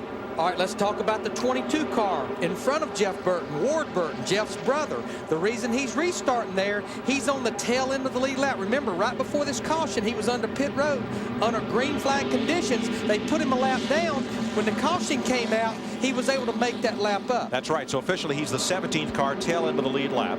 Jeff Burton, Bobby Labonte, Sterling Marlin, Jerry Nadeau, Kevin Harvick, the top 5. Jarrett, Martin, Busch, Benson, Stewart, the top 10. Mayfield, Rusty Wallace, Strickland, Brett Bodine, Skinner, and Spencer. And then Ward Burton tail into the lead lap. And Ward has the option. Ward has the option of starting on the inside or the outside. I mean, he can stay where he is. That's going to upset the leader just a little bit, but it is his brother, and that could help out somewhat. All right, you see the lights back on top of your screen on the safety car. Some drivers complaining still of oil out on the racetrack. Guys, these cars was on pit road on lap 252. I'm going to start thinking about strategy here. They keep waving this off. These guys, some of them have proven they could go about 68 or 69 laps, Jeff. I'm surprised more cars are not stopping to top that fuel tank off where they can make it in one more stop, especially if you're at the tail end, which Brett Bodine did about 2 laps ago. Larry, I'm doing some calculations down here, and I'm seeing the same thing you are. If a guy can run 70 laps, all he's got to do is get to lap 260, and he can get the rest of the way home. I mean, 260, get to 330. 330 is a cakewalk. One more pit stop for a lot of these guys, and they'll get to the end. We'll see. Ricky Craven comes off pit road after a late stop. Matt? And the head engine builder at Joe Gibbs Racing, Mark Cronquist, is talking to Jimmy Maycar just about that very subject. They feel like they can go on one more stop, then they can go the distance. Mark's only concern, if the temperatures start to cool down more, they will make more horsepower, which indeed adds more fuel economy, gets worse. So that's what they're talking about right now. Going to hold off this restart one more lap as they have a check around the racetrack. And look at how Charlotte Motor Speedway, or rather now Lowe's Motor Speedway, is beautifully lit at night from the Goodyear Blimp Stars and Stripes. Goodyear's blimp program began in 1926 with the blimp Pilgrim. I told you who blew that up, didn't I? Jeff Hammond. He blew that up all by himself.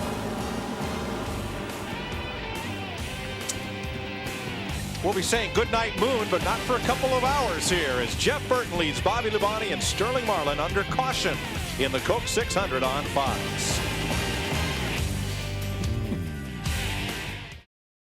Welcome back to Lowe's Motor Speedway. Here's how our No Bull 5 drivers are faring, trying to take the money and run. Sterling Marlin is 3rd.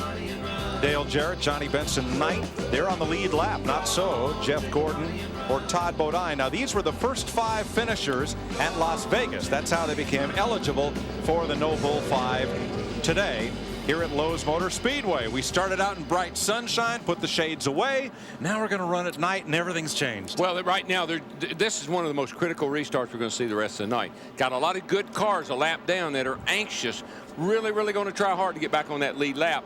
Whew, that makes it tough going down in that first turn. Could get a little crazy. But what I see, a lot of guys that qualified at the back, they're the ones up in the front. You got Bobby Labonte, Dale Jarrett, Kurt Busch. The racetrack's coming to these guys, and the real loser on that last caution, Ward Burton, on pit road under green. Caution comes out, burns him. Yeah, not a good night to start up front. No, the early leaders, the Sunshine Boys. Yeah, where'd they go? No longer there. They are out of here. All right. I'm working for the Moonlighters tonight. I said goodnight moon, and all the dads up here in the truck and in the pits, all from memory, recited the first 8 pages of the book. Yes, a comb and a brush. We read that every night. And a bowl full of mush. All right.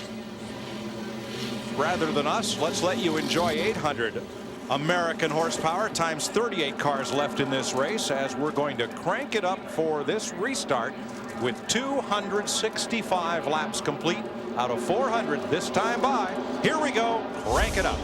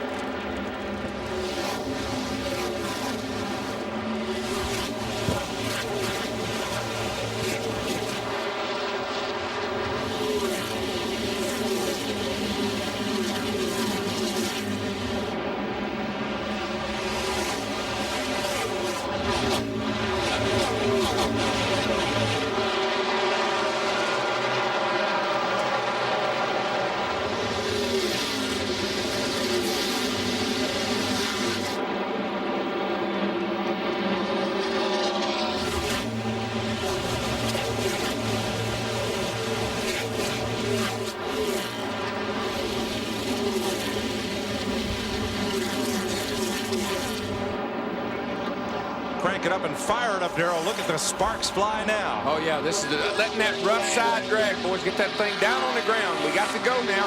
Showtime. 133 laps to go as Dale Earnhardt Jr. tries to get up to where he can get a lap back from the leader. One of his 2 laps.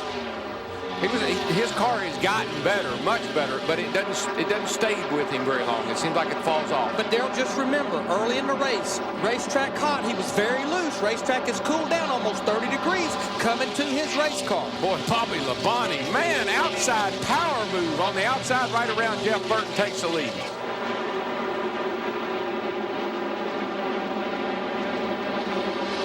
Burton, Labonte, Marlin, Nadeau, and Harvick, the front 5.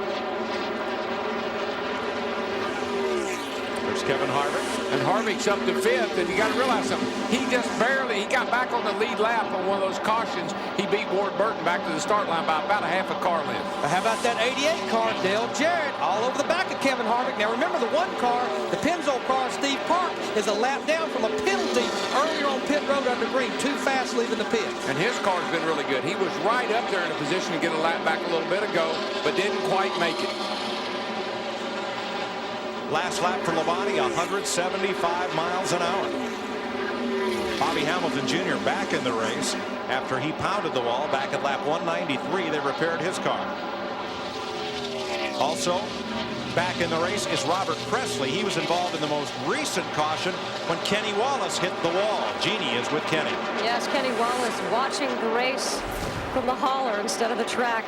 If you're new to NASCAR, you need an engine to continue going here, and yours went bye-bye. Yeah, it sure did. You know, first of all, I want to thank the Duke Mayonnaise, you know, the CF Sour people out of Richmond. Without them, we wouldn't have been here. But my dad warned me. My dad said, look, when you get that big sponsor now, you need to make sure you spend that money on some motors. I said, Dad, we're going to run one more race here, see what happens. So, you know, I've been pretty nice, but it looks like we're going to have to do something now. Going shopping, is that what you're telling me? We got to get us something. I've always been a nice guy, but I thought I had it with this motor deal. It tried killing me. Thanks again that I'm okay, but you know, just want to thank the Duke's Mayonnaise people, you know, for having this sponsor, being here. Hate it for you. We'll be back at Dover and we'll be strong. CF Sour appropriately, because you're feeling a little sour right now. Go relax. I feel bad. Well, they make jelly, they make pepper, they make a lot of neat things. So look for it in your local grocery store. Thank you very much for that commercial message. Mike Joy. Thanks, Judy. You talk about strong. This Pontiac right here, that 18 car, Bobby Labonte, he's running 30-80s. The rest of the field is running in the 31-second bracket, Darrell. Oh, yeah, he's strolling now, boys. And here's his teammate, Tony Stewart. After racing 500 miles at Indianapolis, Stewart came here, started last, and you see his progression through the field to 8th place and into contention. I would say he was getting his 2nd win, but he may be getting his 3rd or 4th win about now.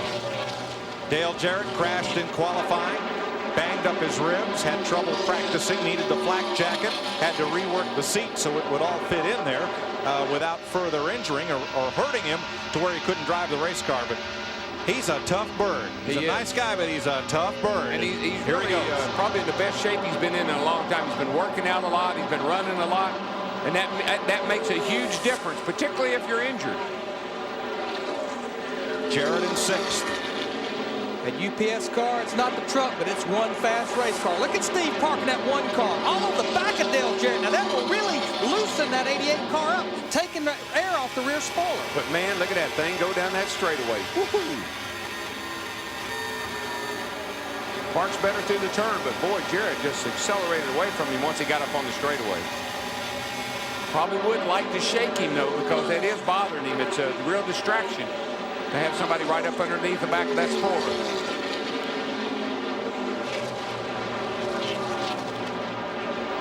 This is a battle for 11th now. Johnny Benson in the 10, Jeremy Mayfield in the 12. Now look at the 2 cars behind him, the 26 car of Jimmy Spencer and Mike Skinner at 31. Remember, Spencer has been to pit road to repair that left side valence. Mike Skinner got way back on the restart. Remember, he don't have second, third gear, but he's up to the 14th position. Clear. Thing that'll hurt him, Larry, is if he has to make a green flag pit stop. Skinner we're talking about. With no gears, it would just about take any chance he had a way of winning or a good finish. But on that restart, he did a lot better job by lagging back, getting that run toward the field rather than being right up the middle of it. Still there. He knows he's got a problem. Now he's got to work with it. That's his spotter, Tim Overbeek, coaching him on.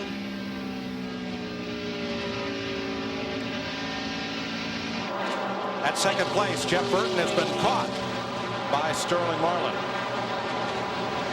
I can't believe how far away Bobby Labonte has gotten in just a short period of time. 2.6 seconds. He is just driving away. I had to ask after I got the statistic handed to me, because I just couldn't believe Bobby Labonte had not won this year. But like Jeff Burton, it's not been a dream season coming off the Winston Cup Championship for Labonte. Second at Rockingham is his best of the season. And his most recent win was here last October, 17 races ago. Yeah, I'm sure he's sitting there holding his breath to some degree with all the problems they've had, particularly under the hood this year. Well, look at the Fox tracks here. Bobby Labonte, the leader, Sterling Marlin back in 3rd. A little over 3 seconds back. Going in the middle of 3 and 4 off into turn 3. Still looks like Bobby Labonte's pulling away just a little bit. And looking at the stopwatch, he's about a 10th quicker than Sterling Marlin in the 40 car. Boy, Nadeau just got a big run off of 4 up on the high side, and Sterling had to let him go. And as this night has went on, Jerry Nadeau, that 25 car, they just keep getting stronger in that Chevrolet Monte Carlo. I just moved him into 3rd place, and he is rolling, baby. Rolling on the river.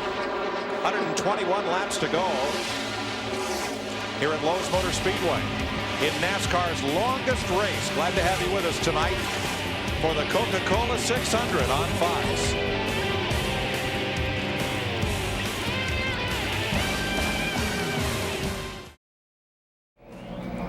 Fox welcomes you back to the Coca-Cola 600. Hope you're enjoying your holiday weekend here. It seems like it's been a blue moon since Bobby Labonte won, but he is the leader. Has not won a race this year. 4 straight top 5 finishes here at the Concord Motor Speedway near Charlotte, North Carolina. As you get a look at some of the cars competing here, currently Labonte leading Jerry Nadeau, Jeff Burton running 3rd.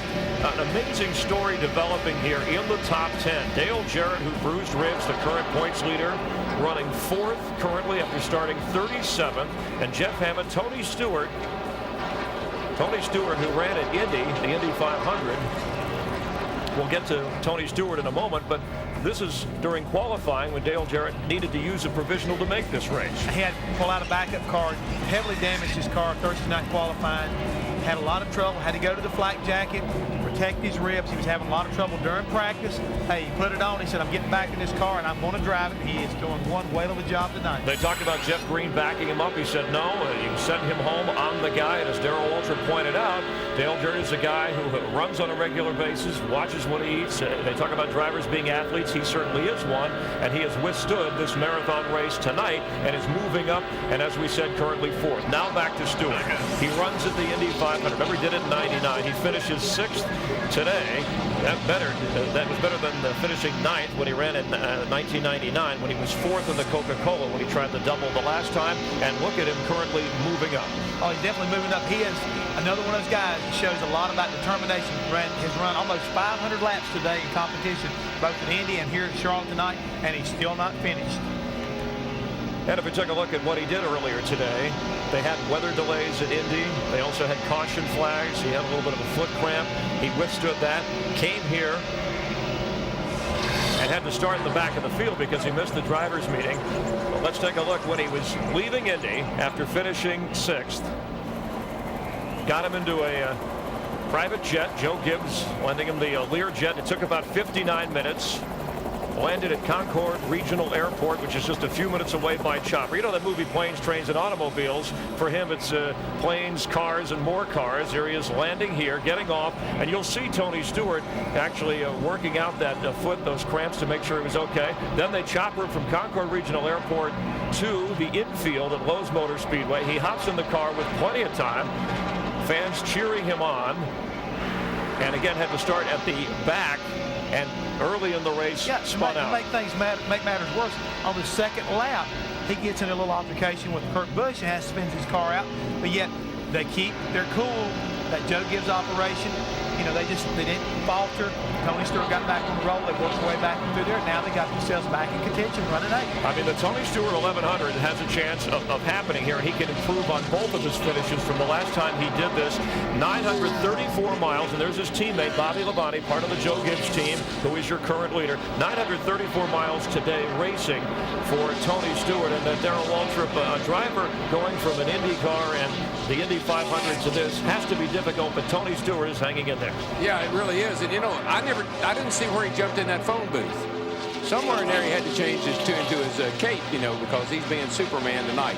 But Darrell, I just believe he learned from an experience. In '99, 2 years ago, he was not physically prepared to do this. He's been working with a trainer from the Carolina Panthers on nutrition. He is so much better prepared for this feat than he was 2 years ago. Yeah, and one thing about Dale Jarrett, remember the wreck that he had qualifying. It was a left side impact. Probably broke his left side ribs. Had he broken his right side ribs, he probably couldn't hang in there the way he is. But if he probably hit himself, I broke my ribs on the left side when the car hit the wall and elbowed myself. Chances something like that could happen. But if it's on the left side, it's a whole lot easier to deal with. Jarrett has passed Jeff Burton for 3rd place, and now they may have Kevin Harvick to deal with as the Goodwrench 29 draws closer to 3rd and 4th place. Dick Berggren. Well, Jeff Burton has dropped from 1st to 4th position, and his crew right now is playing the role of coach. Frank Stoddard keeps telling him, you're beating people off the corner, hit your marks, smooth is fast. And remember, last time out, the car wasn't so good, but it came to you. It's going to come to you again. He's telling him lap after lap, you're almost as fast as the leader. This is an amazing demonstration of trying to calm a driver down and trying to pick up extra time on the racetrack through coaching. And that's what a crew chief is in some regards. He's a coach. He's a coach to the driver. He's a coach to the pit crew. He's a coach to the guys at the shop. Very rarely, I know in finishing up my crew chief duties last year, you didn't get to work on the race car a lot. You were a coach. You were a manager.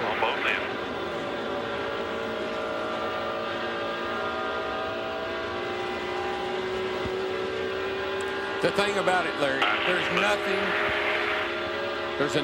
nothing that driver needs more than encouraging. I know I say this a lot, but you've got to encourage that driver. You've got to tell him he's doing a good job. You've got to tell him he's catching that car ahead of him. You got to really get in there with him and get his psyche all up, because, buddy, about this point in the race, you're starting to call him, want to know how much further is it. So that's the crew chief's job, is keep that driver pumped up, keep him moving forward all the time. Don't worry about the mule going blind, boys. Just load the wagon and hold the line. Well, we're holding the line for you right now, BW, but what you're saying is so true. The crew chief was almost like that invisible co-pilot. You want to be on board with that driver along with that spotter to let him know what's going on around him. Because think about it, folks. 4 hours, 4.5 hours, you're out there by yourself in that little tunnel trying to focus on that race car, and you want somebody to let you know, hey, I'm not in this thing alone. I got a lot of guys lined up behind me, and if I have to get in a dogfight, I got some people to back me up. Yeah, and if you look over in the pits, and you do occasionally, you want to see that team up on the wall. You want to see them up there cheering you on. That's just more incentive for you to keep on digging. And Darrell, how often do you ask that car, uh-oh, what's wrong? What's wrong? What's wrong?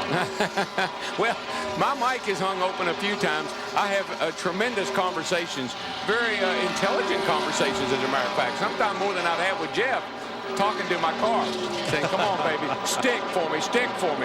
Jeremy Mayfield, who was having a good run, unscheduled pit stop, he's on pit road. And he'll drop off the lead lap with this stop.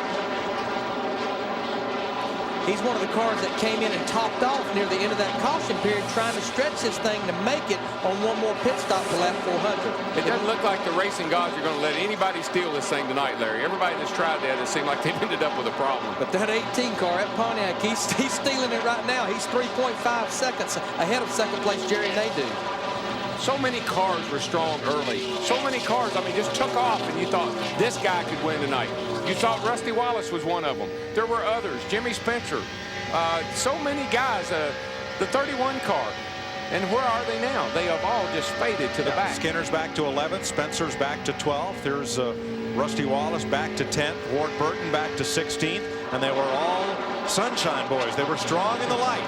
But now, where are they now? Darkness takes over.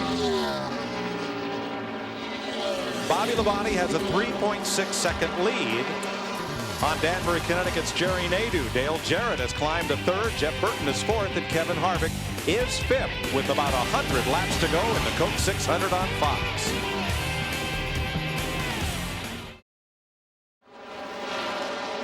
Welcome back to Lowe's Motor Speedway. We're just about 30 laps from when most NASCAR Winston Cup races would be over, 500 miles. But this is the longest night in NASCAR, 600 miles of racing. And Bobby Labonte leads Jerry Nadeau by 4.5 seconds. Now on the lead lap, the race for 12th is a hot one. Johnny Benson and Jimmy Spencer. Spencer just moving into 12th.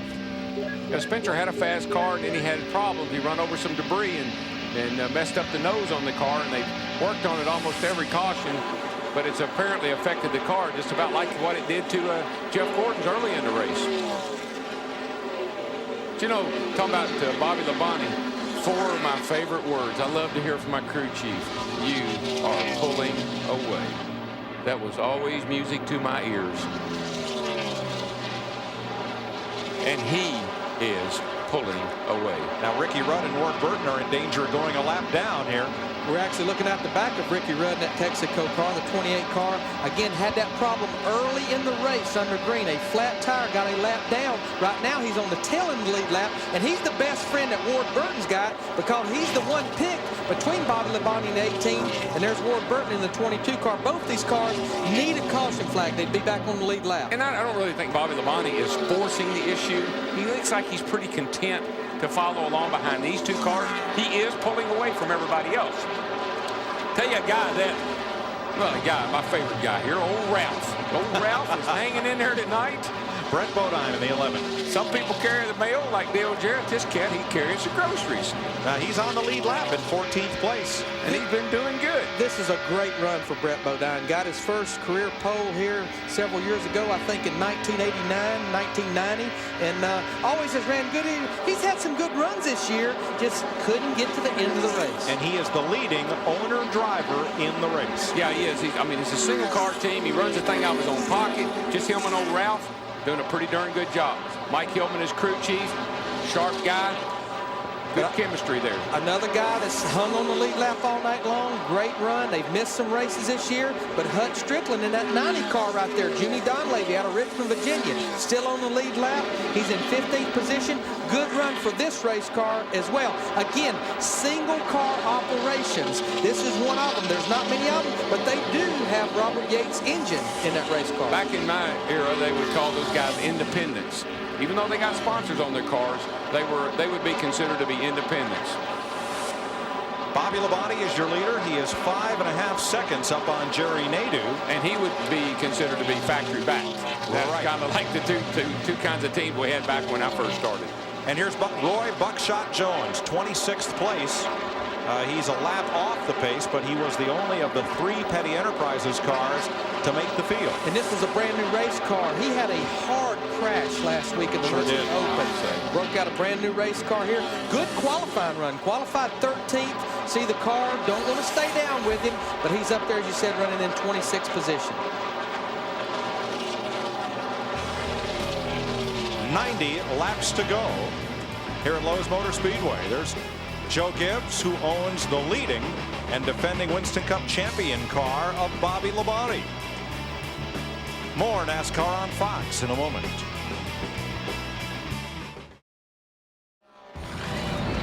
Fox welcomes you back to the Coca-Cola 600 and the return of Fox Saturday Baseball as Juan Gonzalez looks to continue his hot start for the Indians against the defending world champion Yankees. Or you'll see Gary Sheffield and the Dodgers take on the Astros or other regional action. It all begins Saturday, 1 Eastern and Pacific. Check local listings for the game and start time in your area and watch the entire baseball season, the All-Star Game, the postseason on Fox and Fox Networks. Jeannie Zelasco with the pregame show along with Kevin Kennedy.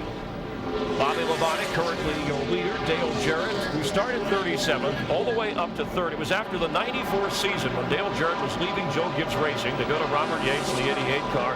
He recommended to crew chief and brother-in-law Jimmy Makar, hey, how about Bobby Labonte? And it has since been a wonderful relationship. Last year, the points champion, Jeff Hammond, Bobby Labonte has struggled this year, but seems to be in a groove right now. And we're getting to that time where one more pit stop will be the key to the rest of this race. That's right, Chris. Right now, you talk about the relationship between Jimmy Makar and Bobby Labonte. It's been a great one. These two guys have complemented one another. Even though they struggled this year, it's been really, really good. And you can see right here, as he goes underneath Ricky Rudd, the 28 car to put Ricky a lap down, he's just dominating right now the latter part of the stages and getting to lap around 328 to 330 seems to be the magic number to be able to make it on one more stop. So it'll be real interesting to see how this kind of plays out. And of course, Tony Stewart currently running 8th as Bobby Labonte is the leader. And Stewart trying to complete an amazing day worth watching over the final 82 laps. Let's get out to Matt Yoakum. And Chris, one reason for the big smoke underneath that number 18 Pontiac hood of Bobby Labonte is at 3 o'clock this afternoon.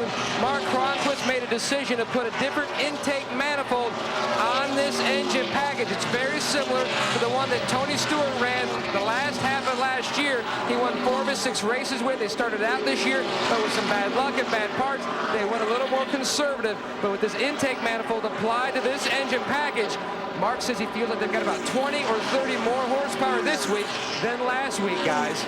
It's all about flow, how you flow that air in and out of that engine. That's impressive, I might add. You know, one of the things that's really impressive to me, look how long we've been running. We've been running out here going on 4 hours. Look at all these cars. We got cars everywhere on the racetrack. Very, very few cars have fallen out. Cars are still running extremely fast speeds, and we still got a very competitive race here. Got Hut Strickland in the 90 car. He's come to pit road, as well as Steve Park. This is probably scheduled pit stops, but this tells me these guys Hut Strickland will have to make one more stop. Yeah, probably a splash and go right at the end, the way it's going, if these guys come in now. Kenny Schrader's been in as well, and you're right, Darrell. The only cars off the track are Kenny Wallace with a blown engine, Andy Houston, Casey Atwood, and Ryan Newman. Yeah, because we do need to document that Robert Presley, he's back on the racetrack 26 laps down, and Ward Burton comes to pit road in the 22 car, and then Bobby Hamilton Jr., extensive repairs, he's back on the racetrack.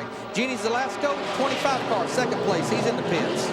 2nd place, but they've been complaining for a couple laps now. Jerry Nadeau has it. It's been getting tighter and tighter, so they have an air pressure change in store for all 4 tires that he's planning on taking. They also are going to raise that track bar 2 rounds, and they hope the adjustments will help. And of course, all the fuel that he can handle. Terry Labonte also wins, surrenders 21st place to make his stop. That driver will start working that mouth instead of them hands just before it's time to pit. That's when the crew chief, Larry's got to step up and say, hang in there, bud, we're going to pitch in about 5 or 6 more laps. Yeah, but what I'm seeing, these guys on pit road, Dale Earnhardt Jr., he comes to pit road. There's 78 laps. They can't go that far on this last stop, but because they've not run near that far this stop before. You saw Dale Earnhardt Jr. come into the pits 3 laps down, making a stop under green. with 78 laps to go. Brett Bodine, 11 car, still on the lead lap. He's on pit road. Should be routine stops, 4 tires, adjustments, and fuel.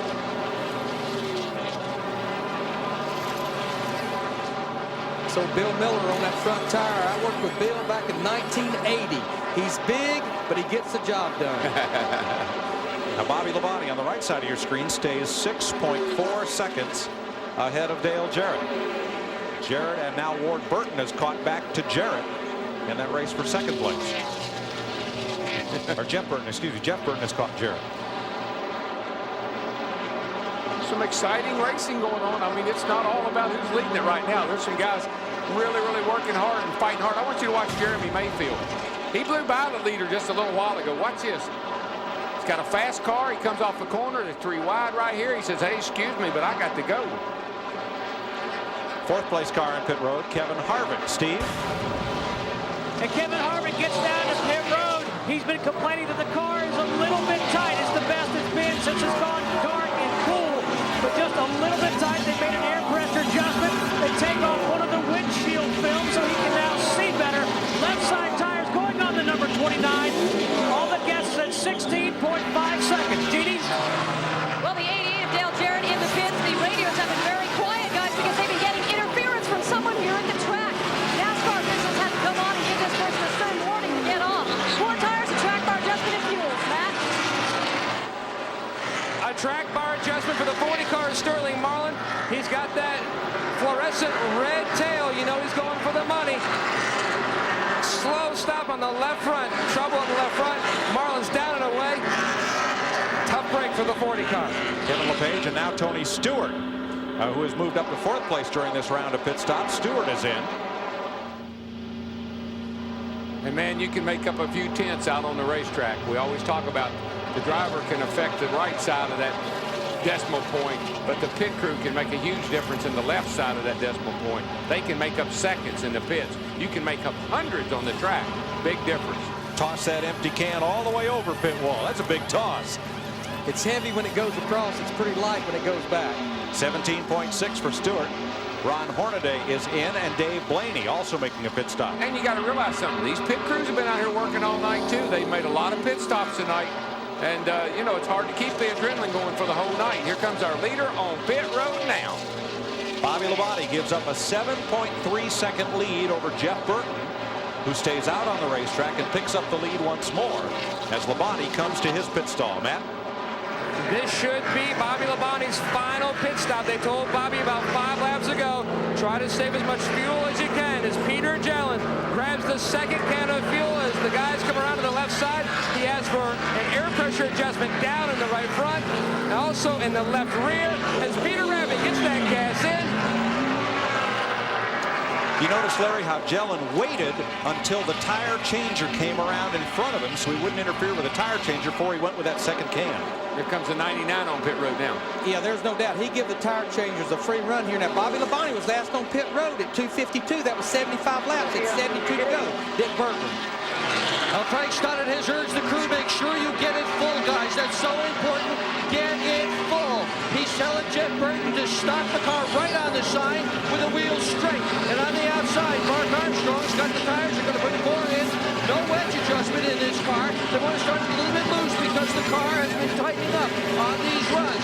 They're not going to do it with anything other than air pressure, and only a half a pound is all it's going to take. A good stop, great stop for 99 Jeff Burton. Matt Kenseth was in. Mark Barton picked up the lead, and now he comes to pit road. Steve? Great run for Kurt Busch. Mike, he gets a drink of water. They take 1.5 rounds of fight out. He's complaining that his car is tight. Left side tires going on for this rookie driver. A little bit, trying to get every drop of gas in. It pushes away. Buckshot Jones comes in, and here's Mark Martin's stop. You see the watch running as they go to the left side. Done at the rear, done at the front, 15.9. Now the 31 car, the Lowe's car, Mike Skinner, he's the leader. The reason he's still out there, all the leaders was on pit road at lap 252. They came in on lap 12 laps later to top off under that caution. But remember, his problem is going to be taken off because he has transmission problems. Johnny Benson, is that car running, Matt, as he comes to you? Johnny Benson is out of gas. The car is silent. The car, they're spraying the ether into the cowl, trying to get this number 10 car fired. They make a chassis adjustment. As the guys come around to the left side, it looked like 1.5 out. The car still has now fired. They're spraying it in again. Mike Skinner is coming by the leader. They're starting to push the 10. They're still pushing the 10 car down pit road. The NASCAR official is stopping. They're going to have to back it up. Tough break for Johnny Benson. Going for the $1 million, Dick. Mike Skinner coming down pit road, 3,800 RPM in second gear. They said, but he doesn't have second gear. So that's a bit of a problem, trying to judge his speed. They did urge him not to speed, but they can't tell him really how. This is going to be a two-tire change on the left side for Skinner.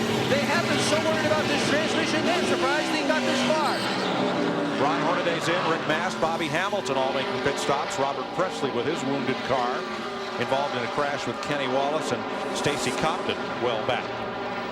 Now, James Ince is getting an explanation from the NASCAR officials. We'll get it when we have it as to why they were not allowed to push him down pit road. For the lead, Jerry Nadeau, Bobby Labonte. Nadeau around the outside. Now, how Nadeau closed the gap up, but Bobby Labonte's not going to let him have it for long. Goes to the bottom of the racetrack. But how Nadeau closed up on him so much was Nadeau was on pit road a lot earlier than Bobby Labonte. Got advantage of those fresh tires, a lot more laps. But now Bobby's chased him down and I believe can make the pass. NASCAR officials did not want a James Ensign crew to push Bobby Labonte down pit road into oncoming traffic. Well, it was in the middle of a lot of green flag stops. That's kind of a ball strike call. 500 miles complete. I'm sitting there trying to win $1 million. I'd push that baby right on down through there with that inspector hollering at me. Well, it was costly for Benson, but he is back on track. That'd be one of them times when I'd say, I can't hear you. This is going to cost some money right here. Tony Stewart's raced 1,000 miles. What's 1,000 times $100? That's $100,000 for Joe Gibbs Racing. Target, Home Depot, and Tony. They're all donating $100 a lap that Tony races today. And there, we got trouble. Our leader, Bobby Labonte, the 18 car. Hang on to it. Turn 2. Now Nadeau had taken the lead. He spins around. He's still going. In front of you, everyone has pitted. Come on. Now remember, caution is on the speedway. Out. His teammate Tony Stewart spun on lap 2. Come on. Later, we'll be getting the yellow. You're fine. What his spotter's telling him there is the leader just took the caution at the start-finish line. He'll still be on the lead lap. He'll have to come get 4 tires because I'm sure he's ruined these 4 tires. But he was just telling him everything's okay. We're going to be all right. Yeah, we're going to be okay here. But I think he must have been racing Nadeau and trying to get around him. See, they head off in the first turn here. He goes up on the outside. Gets out there, gets out there. Whoa, she wiggles a little bit with him. Comes around. It's going to hurt the valence a little bit. They'll have to get that pull back out. But man, is he lucky. Yes, he Boys, is. I tell you what, it's hard to spin one of those things out and not hit something. Bobby Labonte has led every race he has run here for Joe Gibbs. That's 13 races. And I got to believe Joe's sitting there saying, what in the world is going on? But Bobby Labonte has not won a Winston Cup race since right here last October. My best ball handler just fumbled the ball. But, all right, Larry, coach and crew chief, how do you get Bobby Labonte back up on his game? Well, you get in there and you get him 4 tires and you make sure that front valence is fixed first and foremost. And then you explain to him, Bobby, we've been 2 to 3 tenths quicker than most everybody. We've still got a long way to go. All of our leaders are to pit road, including Bobby Labonte. And again, this will give them the insurance that they can go the distance from here. One of the things they did, they made a little change on the car. You talk about, I think I heard them talk about air pressure out of the rear tires. They may not have done that. How about it, Jeannie? Go, Jeannie. Yeah, pressure adjustments exactly in order. 4 tires and fuel for the 88 car. Dale Jarrett and Jerry Nadeau taking advantage coming in as well. He's getting 4 tires and fuel, and they're getting back to work.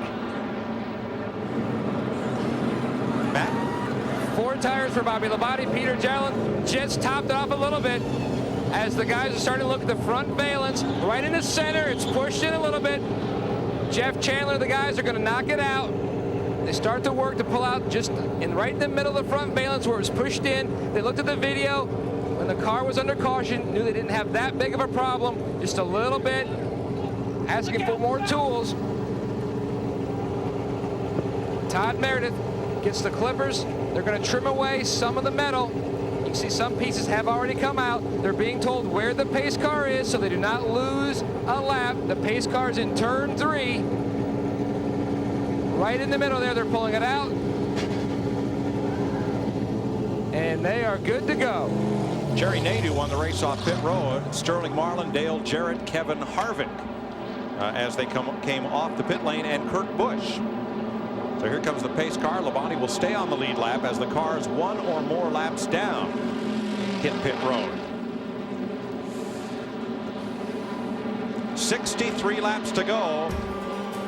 There's the spin that took Bobby Labonte from contending for the lead to playing catch up.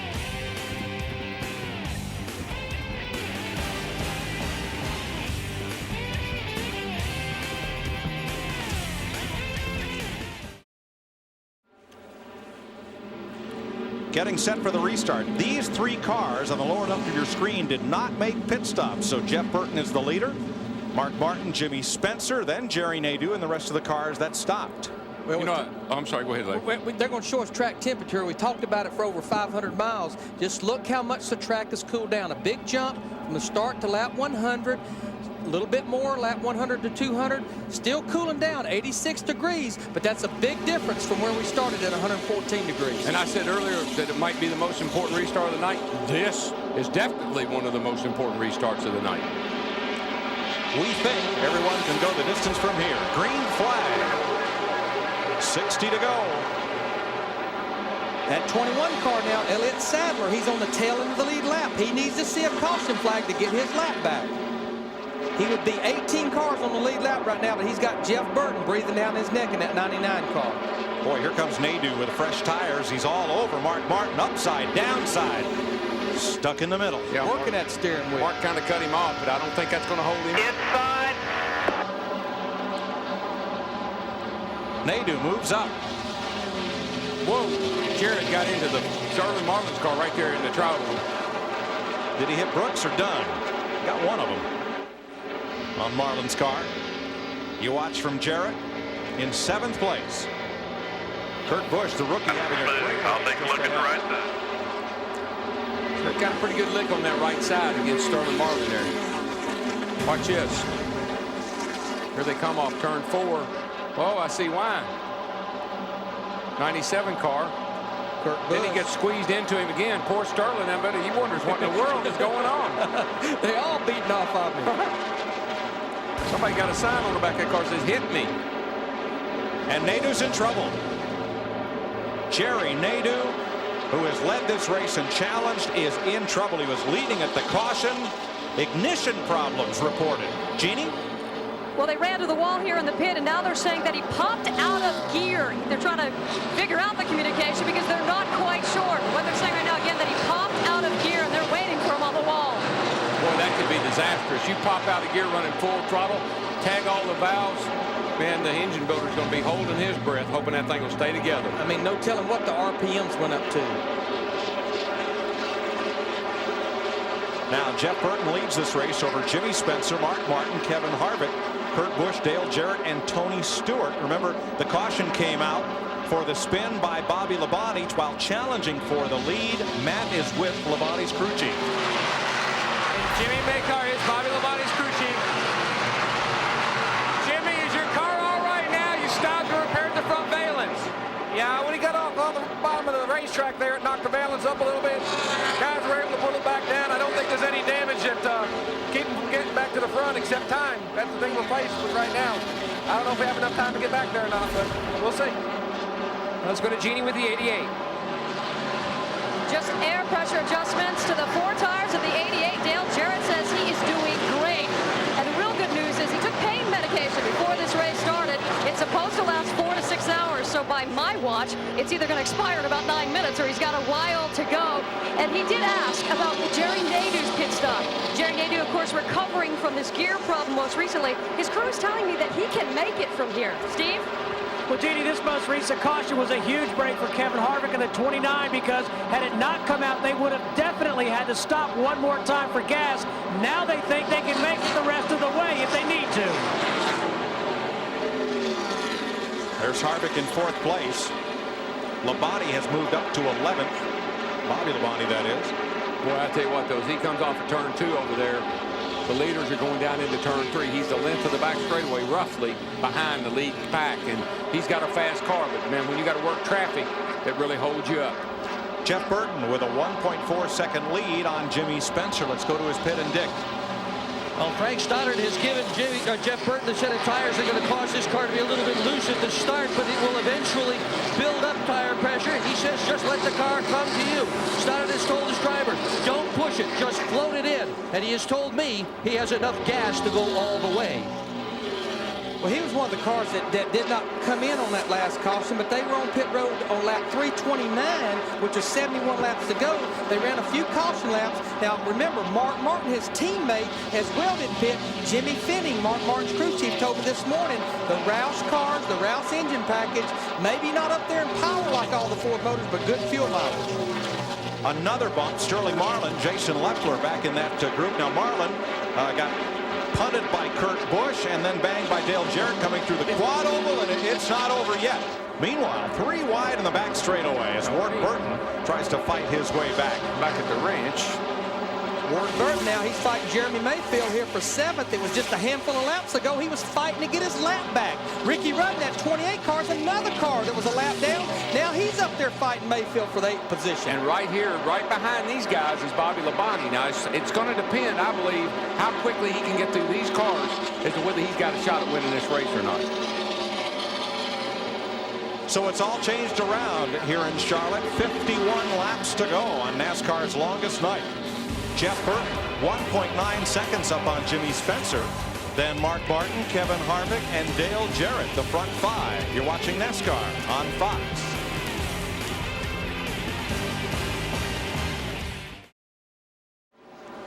Jeff Burton extends his lead on Jimmy Spencer. It's now 2.5 seconds with Mark Martin right on Spencer. 2nd and 3rd, then Harvick and Jarrett as you watch from the Goodyear Tire and Rubber Company blimp Stars and Stripes based in Pompano Beach, Florida.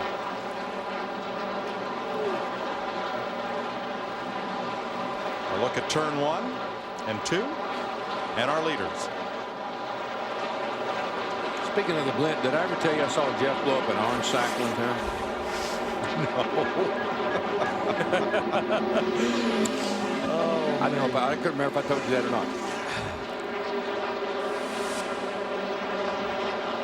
Dale Jarrett trying to hold off Tony Stewart. Stewart running 6th, right where he finished the Indy 500. Came here and had to start in the back for missing the drivers' meeting. And you got to admit, guys, now that's just impressive stuff.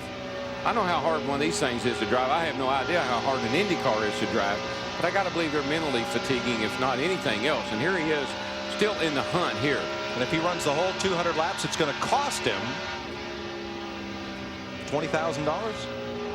No, 600 laps, $60,000 donated to the Victory Junction camp for seriously ill children that's been founded by Kyle and Patty Petty that they hope to build in North Carolina. When you start doing all that math and stuff and you look at me like for answers, I don't have the answers to those questions. I always had to let Stevie do all the gas mileage figuring and all that stuff because I couldn't do all that fast math.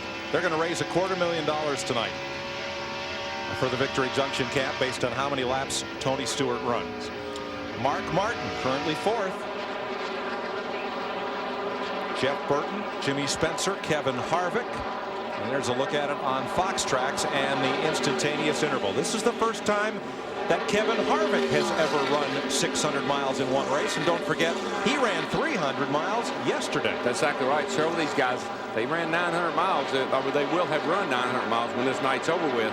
They didn't have to travel as far. But nonetheless, that's still a pretty good hard day's work. It's like Kevin Hamlin, that group, that car, they've gotten it better and better, but it's also like their car has been better as the track has gotten cooler. Well, we saw that at Atlanta, the race he won. He really wasn't all that much in contention until they got down near the end of the race. Then, buddy, he was there. And he's there all over the back of Jimmy Spencer in that 26 car right now. This is a battle for 2nd. Spencer, one of the few cars that ran up front when the sun was out earlier tonight, and still up there when the sun's down and it's cooled off. So they made the right adjustments to that car, got him back in contention. The top 3 drivers in this race all ran the Busch race yesterday as well. Yeah, I got to believe that's a big advantage for these guys. I think they learned a lot, and I think it's very helpful. Again, I'll just say I said earlier, but I think that's maybe one of Mark Martin's problems this year. Not doing the Busch races, not getting that good information to carry over to the Cup car. You know, something that's impressive, guys, we're 40 laps away from the end of a 600-mile race. We need to document Robert Presley in the 77, Bobby Hamilton Jr. in the 33 has went to the garage area, finally retired their car, but there's only 5 cars out of this race. Almost 600 miles, 38 cars still running. And I believe Kenny Wallace is the only one that's had an engine failure. The others have been from other failures, other wrecks and whatnot. But failure of the sheet metal to extend beyond the tires. Yeah, that's been the biggest problem. But these cars mechanically are all still running very solidly. That's just a tribute again to these guys, these mechanics, this sport. That's why people love it. They come to the racetrack, they go, oh man, 21 car got against the wall then. Well, Bobby Labonte is coming. It's just a question of, does he have enough time? 38 laps to go. There's, you see on Fox Tracks that Labonte's 7.7 seconds off the lead. He's in 10th place in closing. The 9th place car is the 28 of Ricky Rudd, just ahead.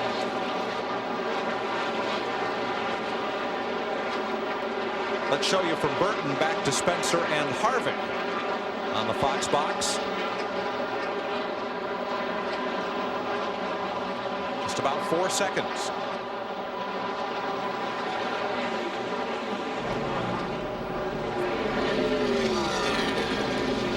That's not a bad lead to have, DW, with 37 laps to go.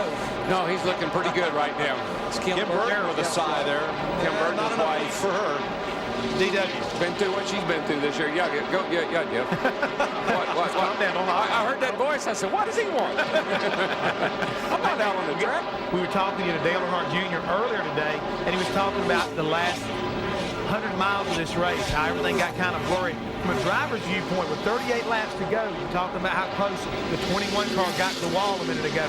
Do things have a tendency to get a little blurry out there as far as the driver's view? Oh yeah, I mean your perspective. When that light, when the sun goes down, the lights come on. This racetrack takes on a whole new look. Your perspective changes. Your depth perception into the corners. Those grandstands aren't there anymore. All you see are lights. The track lights up. It looks huge. It looks a lot bigger than it did. And buddy, you got to stay on your toes when you get down the end of this thing, and you're mentally and physically worn out, and not run into something just by being too darn. Jeff Hammond, I can't help but think as I watch this 99 car leading this race, which we got a heck of a battle right here. This is for the 7th position. Jeff Burton, Frank Stoddard going back in the mothballs, getting one of their older cars out that they have not run this year, a car they ran well with before, said, look, let's try this. This was one of the first, they told me, Jeff, this was one of the first Burton Roush in-house chassis that they built. Well, if you remember, we had that rain delay. We got a chance to talk to Jeff Burton.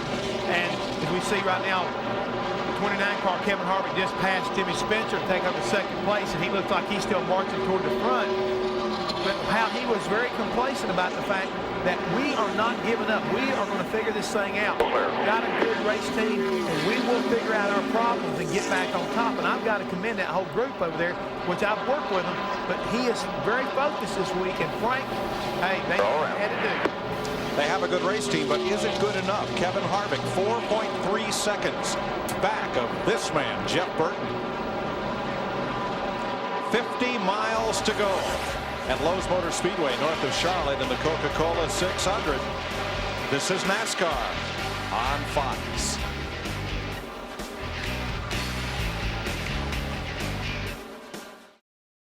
Jeff Burton leads. His wife looks on. Burton, who won this race 2 years ago and picked up the $1 million bonus in doing so. He is 4.3 seconds up on Kevin Harvick. That gap has not changed. But new sheriff in town, maybe Mark Martin. He's gone past Jimmy Spencer for 3rd place and is closing up on Harvick. Well, we're coming to some of Burton's better racetracks too, Larry. I mean, Dover's been a track they run good at, and certainly New Hampshire's one of his favorites. So we're coming to some tracks where he could turn his year around. But Mark Martin, his teammate, I talked to Mark on Thursday. This is a brand new race car. I said, Mark, did you test it? He said, no. I said, did you take it to the wind tunnel? He said, no. He said, Larry, I told him no more wind tunnel testing. When I go to the racetrack and I drive a car that I like, then take it to the wind tunnel. And you know what? He was good in practice. He actually quit early in the final practice yesterday. Yeah, he did, and something that's unusual for him. Another thing that he's changed this a little bit, I've seen him run the most laps every practice session we've had. A couple of times this year, Bristol comes to mind, here at Charlotte comes to mind. Parked that car early. Really uncharacteristic of that car. But Larry, I got to tell you, I believe that they go to the wind tunnel in Canada.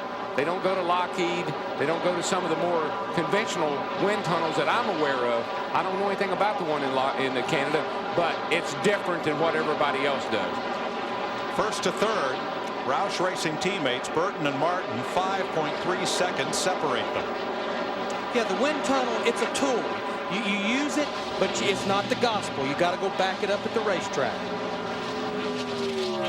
Second place, Kevin Harvick. He's 3.9 seconds back. Dick Berggren. Well, a few minutes ago, Jeff Burton keyed his radio and asked Frank Stoddard to keep coaching him. The reason Frank had stopped for a minute or two was he was doing a radio interview, but Burton said he really needs it. Right now, what Stoddard is mostly telling him is to take care of the right front so the car doesn't get tight. They have been worried about that ever since the pit stop. Remember, they started him out loose. They're worried about the car getting tight, and he just again told them, float it in, take care of that right front. And just think about this, guys. He's fallen out of a lot of races. When you fall out of races, believe it or not, you get a little bit out of shape. You may still work out, but you haven't been behind that wheel every race. You haven't run every mile. And you can start to get tired at the end of this thing, and you need that guy to talk to you, that encouragement to keep you going. Bobby Labonte. Well, he's been working on this. He's been working on this crowd right here. He's been stuck behind Ward Burton. He can't get around Ricky Rudd. These guys have really held him up. Kenny Schrader passed that whole clear. He's tried to follow him up through. And that's what got him past Ward Burton. Now from Ricky Rudd. The Texaco on board. You're looking back at the 18. Look at Stewart go. Woo-ha! Closing up on Jimmy Spencer. Going to make the pass. Fourth place. Wonder how he's feeling. Hadn't heard anybody say he's complaining about anything. All the way to the bottom side of the racetrack through 3 and 4. Spencer on the high side, the 26. I think they got a sprint car across the street. He's going to go over and run after this is over with. Look at his speed, though. Mile an hour faster than Jeff Burton. But problem being, he's almost 7 seconds behind Jeff Burton here with 22 laps to go. And he may have that cape somewhere. And that's what he's going to need if he catches Burton in 22 laps. You know, the big Memorial Day road race up at Lime Rock, Connecticut tomorrow. We can probably get Tony a ride up there. Yeah, I'm sure he could fly up there tonight and be ready to go in the morning. 3-hour race, no problem. It's winding up. 20 laps to go. And Jeff Burton's lead. 4 seconds over Kevin Harvick. Don't go away. This is NASCAR on Fox.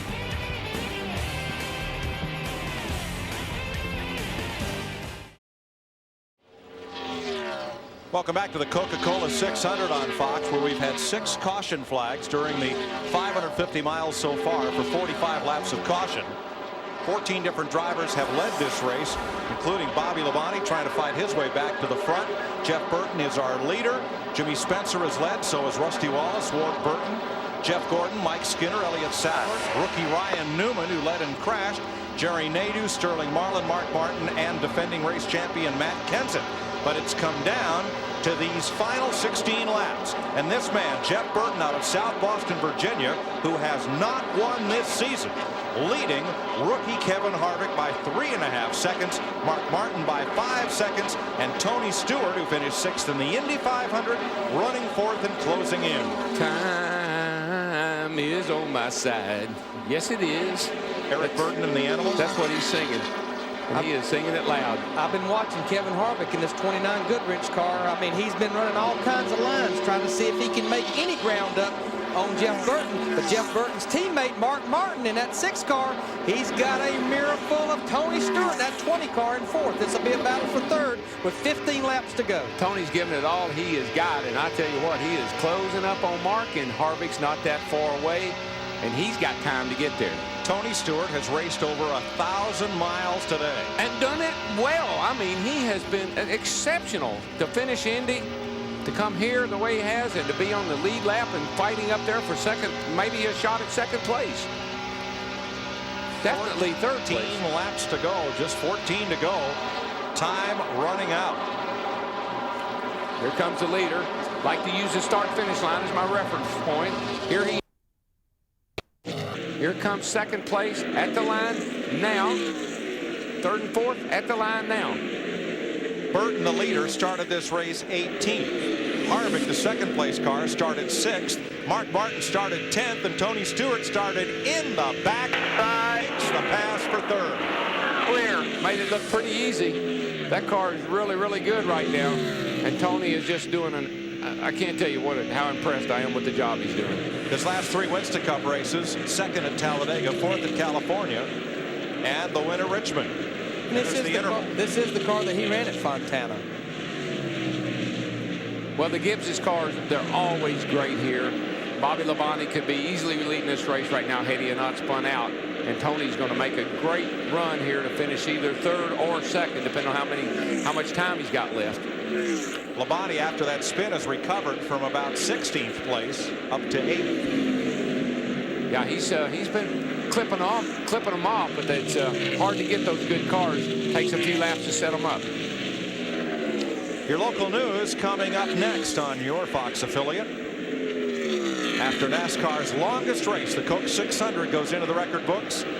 Next time by will be 10 laps to go for South Boston, Virginia's Jeff Burton.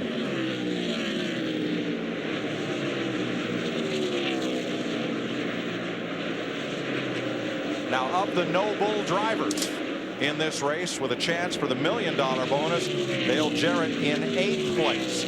The highest of those, Sterling Marlin still on the lead lap in 15th.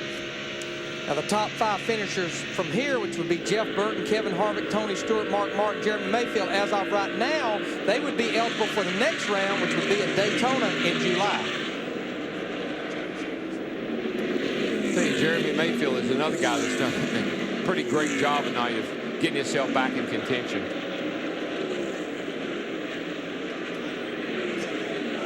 Nine laps to go this time.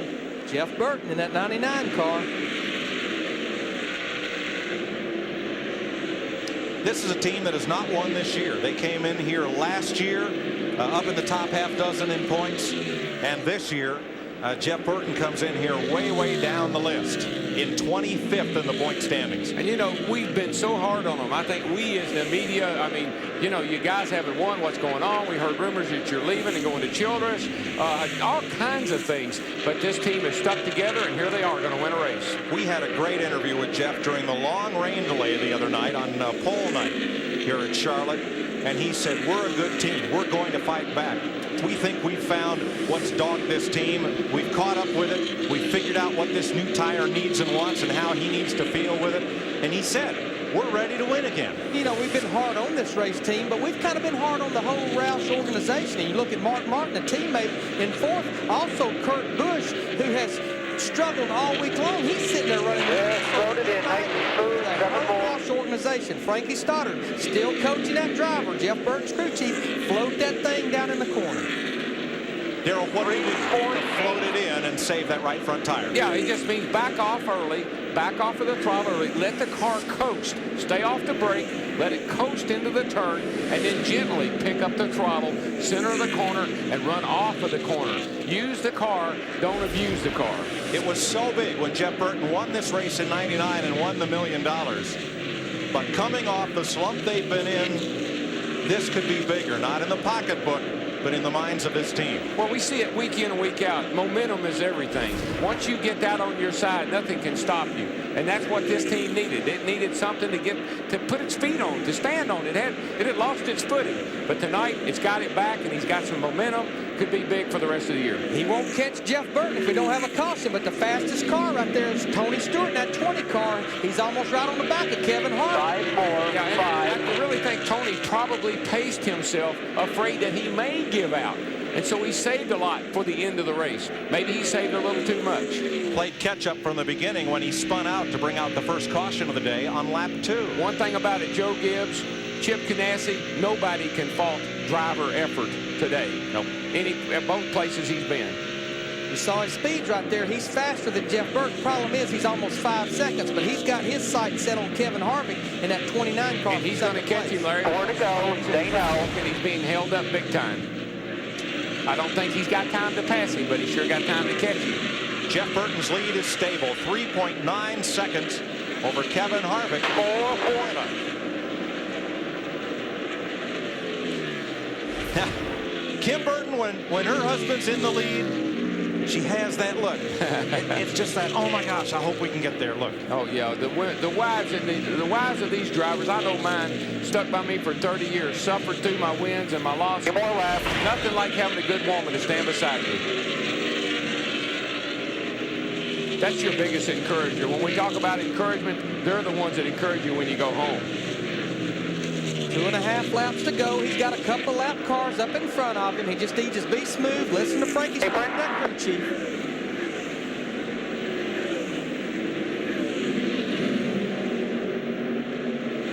Jeff Burton looking for his first win since Phoenix last season. Looking for his 16th. 2 laps to go. 16th career Winston Cup victory. And 2 laps, when you haven't won for a long time, seems like an eternity. Here comes Stewart underneath Terry Labonte, who is a lap down. Michael Waltrip makes a late race pit stop. Just under 2 to go. Mark Martin in 4th, Jeremy Mayfield 5th. Bobby Labonte 6th, Jimmy Spencer, Ricky Rudd, Dale Jarrett, and Ward Burton are the top 10. Michael out of fuel. Stewart 1 to go. But he just doesn't have quite enough time. How about Harvick? 2nd place. Pretty good job there too, bud. For a young fellow who's never raced 600 miles, and he ran 300 yesterday. That's right. Quite an accomplishment for Kevin Harvick. He's becoming the Iron Man of this series based on the fact that he runs the Busch races on Saturday, no matter where they are, and then comes back and runs these Winston Cup races on Sunday. That's quite an effort on his part. Coming off turn 4 for his first win of 2001.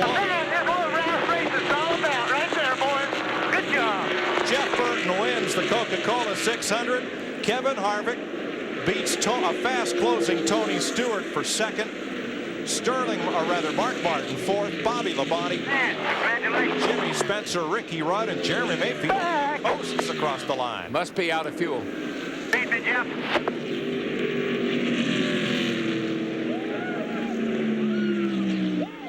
I'm telling you, they're saying at last.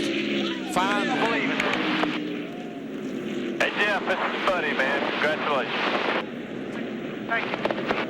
Green will come to the top. I love a first-time winner, and I love a fellow who struggled and gets back to the top. The cream will come to the top. Jeff Burton did tonight. We'll be right back. Well, if there's any doubt whether or not Jeff Burton's crew watched the Indy 500 this afternoon, here they go, up on the fence. Yep, donuts are up. They are history. No more donuts. Climb the fences. Jeff Burton wins the first primetime race on Fox. And it's his 2nd Coca-Cola 600 victory. And Jeff Burton is in our MBNA winner's circle, along with Frank Stoddard and the rest of that Jack Roush crew. And a couple of thousand of his closest friends. First win of 2001 for Burton. And he is the 10th winner in 12 Winston Cup races this season. And that's 1,999 more than he had before the day started.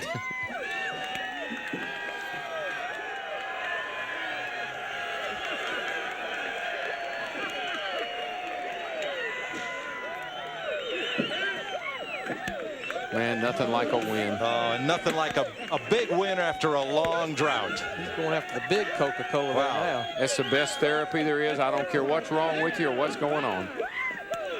Dick Berggren is in the midst of all that mirth and wetness. What a great victory. After the year you had, did you ever think you were going to get back to victory lane? Never give up, you know. This is a great race team. Real proud of everybody. I've been saying all along that this team hadn't quit. And it's been a tough year. Real proud of Sitgo you know, those guys came on board expecting a lot, and we haven't been able to give them a whole lot. And this is a great night for us. We need to do more of this. There's some still hard days ahead of us, but this is a good day for us. How'd you keep everybody together? Had a good race car. We worked real hard. We came here and said, the heck with what everybody else in the garage is doing and running all those stupid, silly springs and all that stuff. We're going to run what we know how to run. And this is the first time we've been on our game. And, you know, for a while I was thinking, what in the world would Dale Earnhardt be thinking of us right now? And feels good right now. He'd be proud. Let's go to Matt. Well, tonight was a total team effort for Tony Stewart, a third place. Congratulations from Mark Martin. The night here in Charlotte didn't start the way you wanted to, but it certainly finished one. You raised a lot of money for the Victory Lane Junction. Yeah, $240,000 so far, not counting the donations that have, excuse me, that have come in. So I owe it to this guy right here. I mean, he kept me in shape all day, and you know, with everything we battled through with the weather in Indianapolis, and had a great flight down here. You know, I had 2 doctors on the plane that took real good care of me. So you know, I don't know how you can. For those people that had any doubts and thought that I was putting everybody in danger, you're a bunch of idiots, because I was the fastest car on the racetrack at the end. So maybe you ought to become doctors before you start writing in the newspapers talking about how dangerous drivers are for running 1,100 miles in a day. Well, he certainly had a great run from the back, guys. And he's right. His last lap was the fastest of anybody's last lap in this race. Made a believer out of me. He did me too. And I wasn't a doubter to start. I never was either. I knew he could do it. I didn't think he could do it this well, though. But his teammate, Balo Bonnie, after that late race spin, comes back to finish 5th. And the main thing I want to wish Jeannie Zalasko good luck as we send her off to baseball on Fox. What a great show on NASCAR's longest night, the Coca-Cola 600. Jeff Burton breaks a long drought with a big victory. Here's Chris Myers. All right, but it was longest for Tony Stewart, improved on 1999 when as he finished 6th at the Indy and then 3rd here, and you saw him at the end. Jeff Hammond, as we got to look at the point standings, Jeff Gordon and following Dale Jarrett. Tony Stewart still enough at the end to have that Tony Stewart attitude. I'm telling you right now, he is a competitor from start to finish with us. Andy with us to Charlotte. Hey, congratulations, Jeff Burton. He said they weren't quitters, and tonight he proved it. A terrific kickoff here to the Memorial Holiday weekend as the travels of Tony Stewart added to the drama of NASCAR's longest race of the season. As you get a look at Jeff Burton, his first win of this season. And we talked about Tony Stewart. He did the double in 99. He did it again today and was more successful, starting at the back of the field. He rallied to finish 3rd. And when night fell at Charlotte Motor Speedway, Bobby Labonte, looking for his first win of the year, last year's points champion, had problems on lap 328, and then on lap 338, Jeff Burton took the lead, and for Roush Racing, with his wife looking on, pulled into victory lane for the first time this year. For all of us on Fox, thanks for watching. Have a good holiday weekend. We'll see you next time.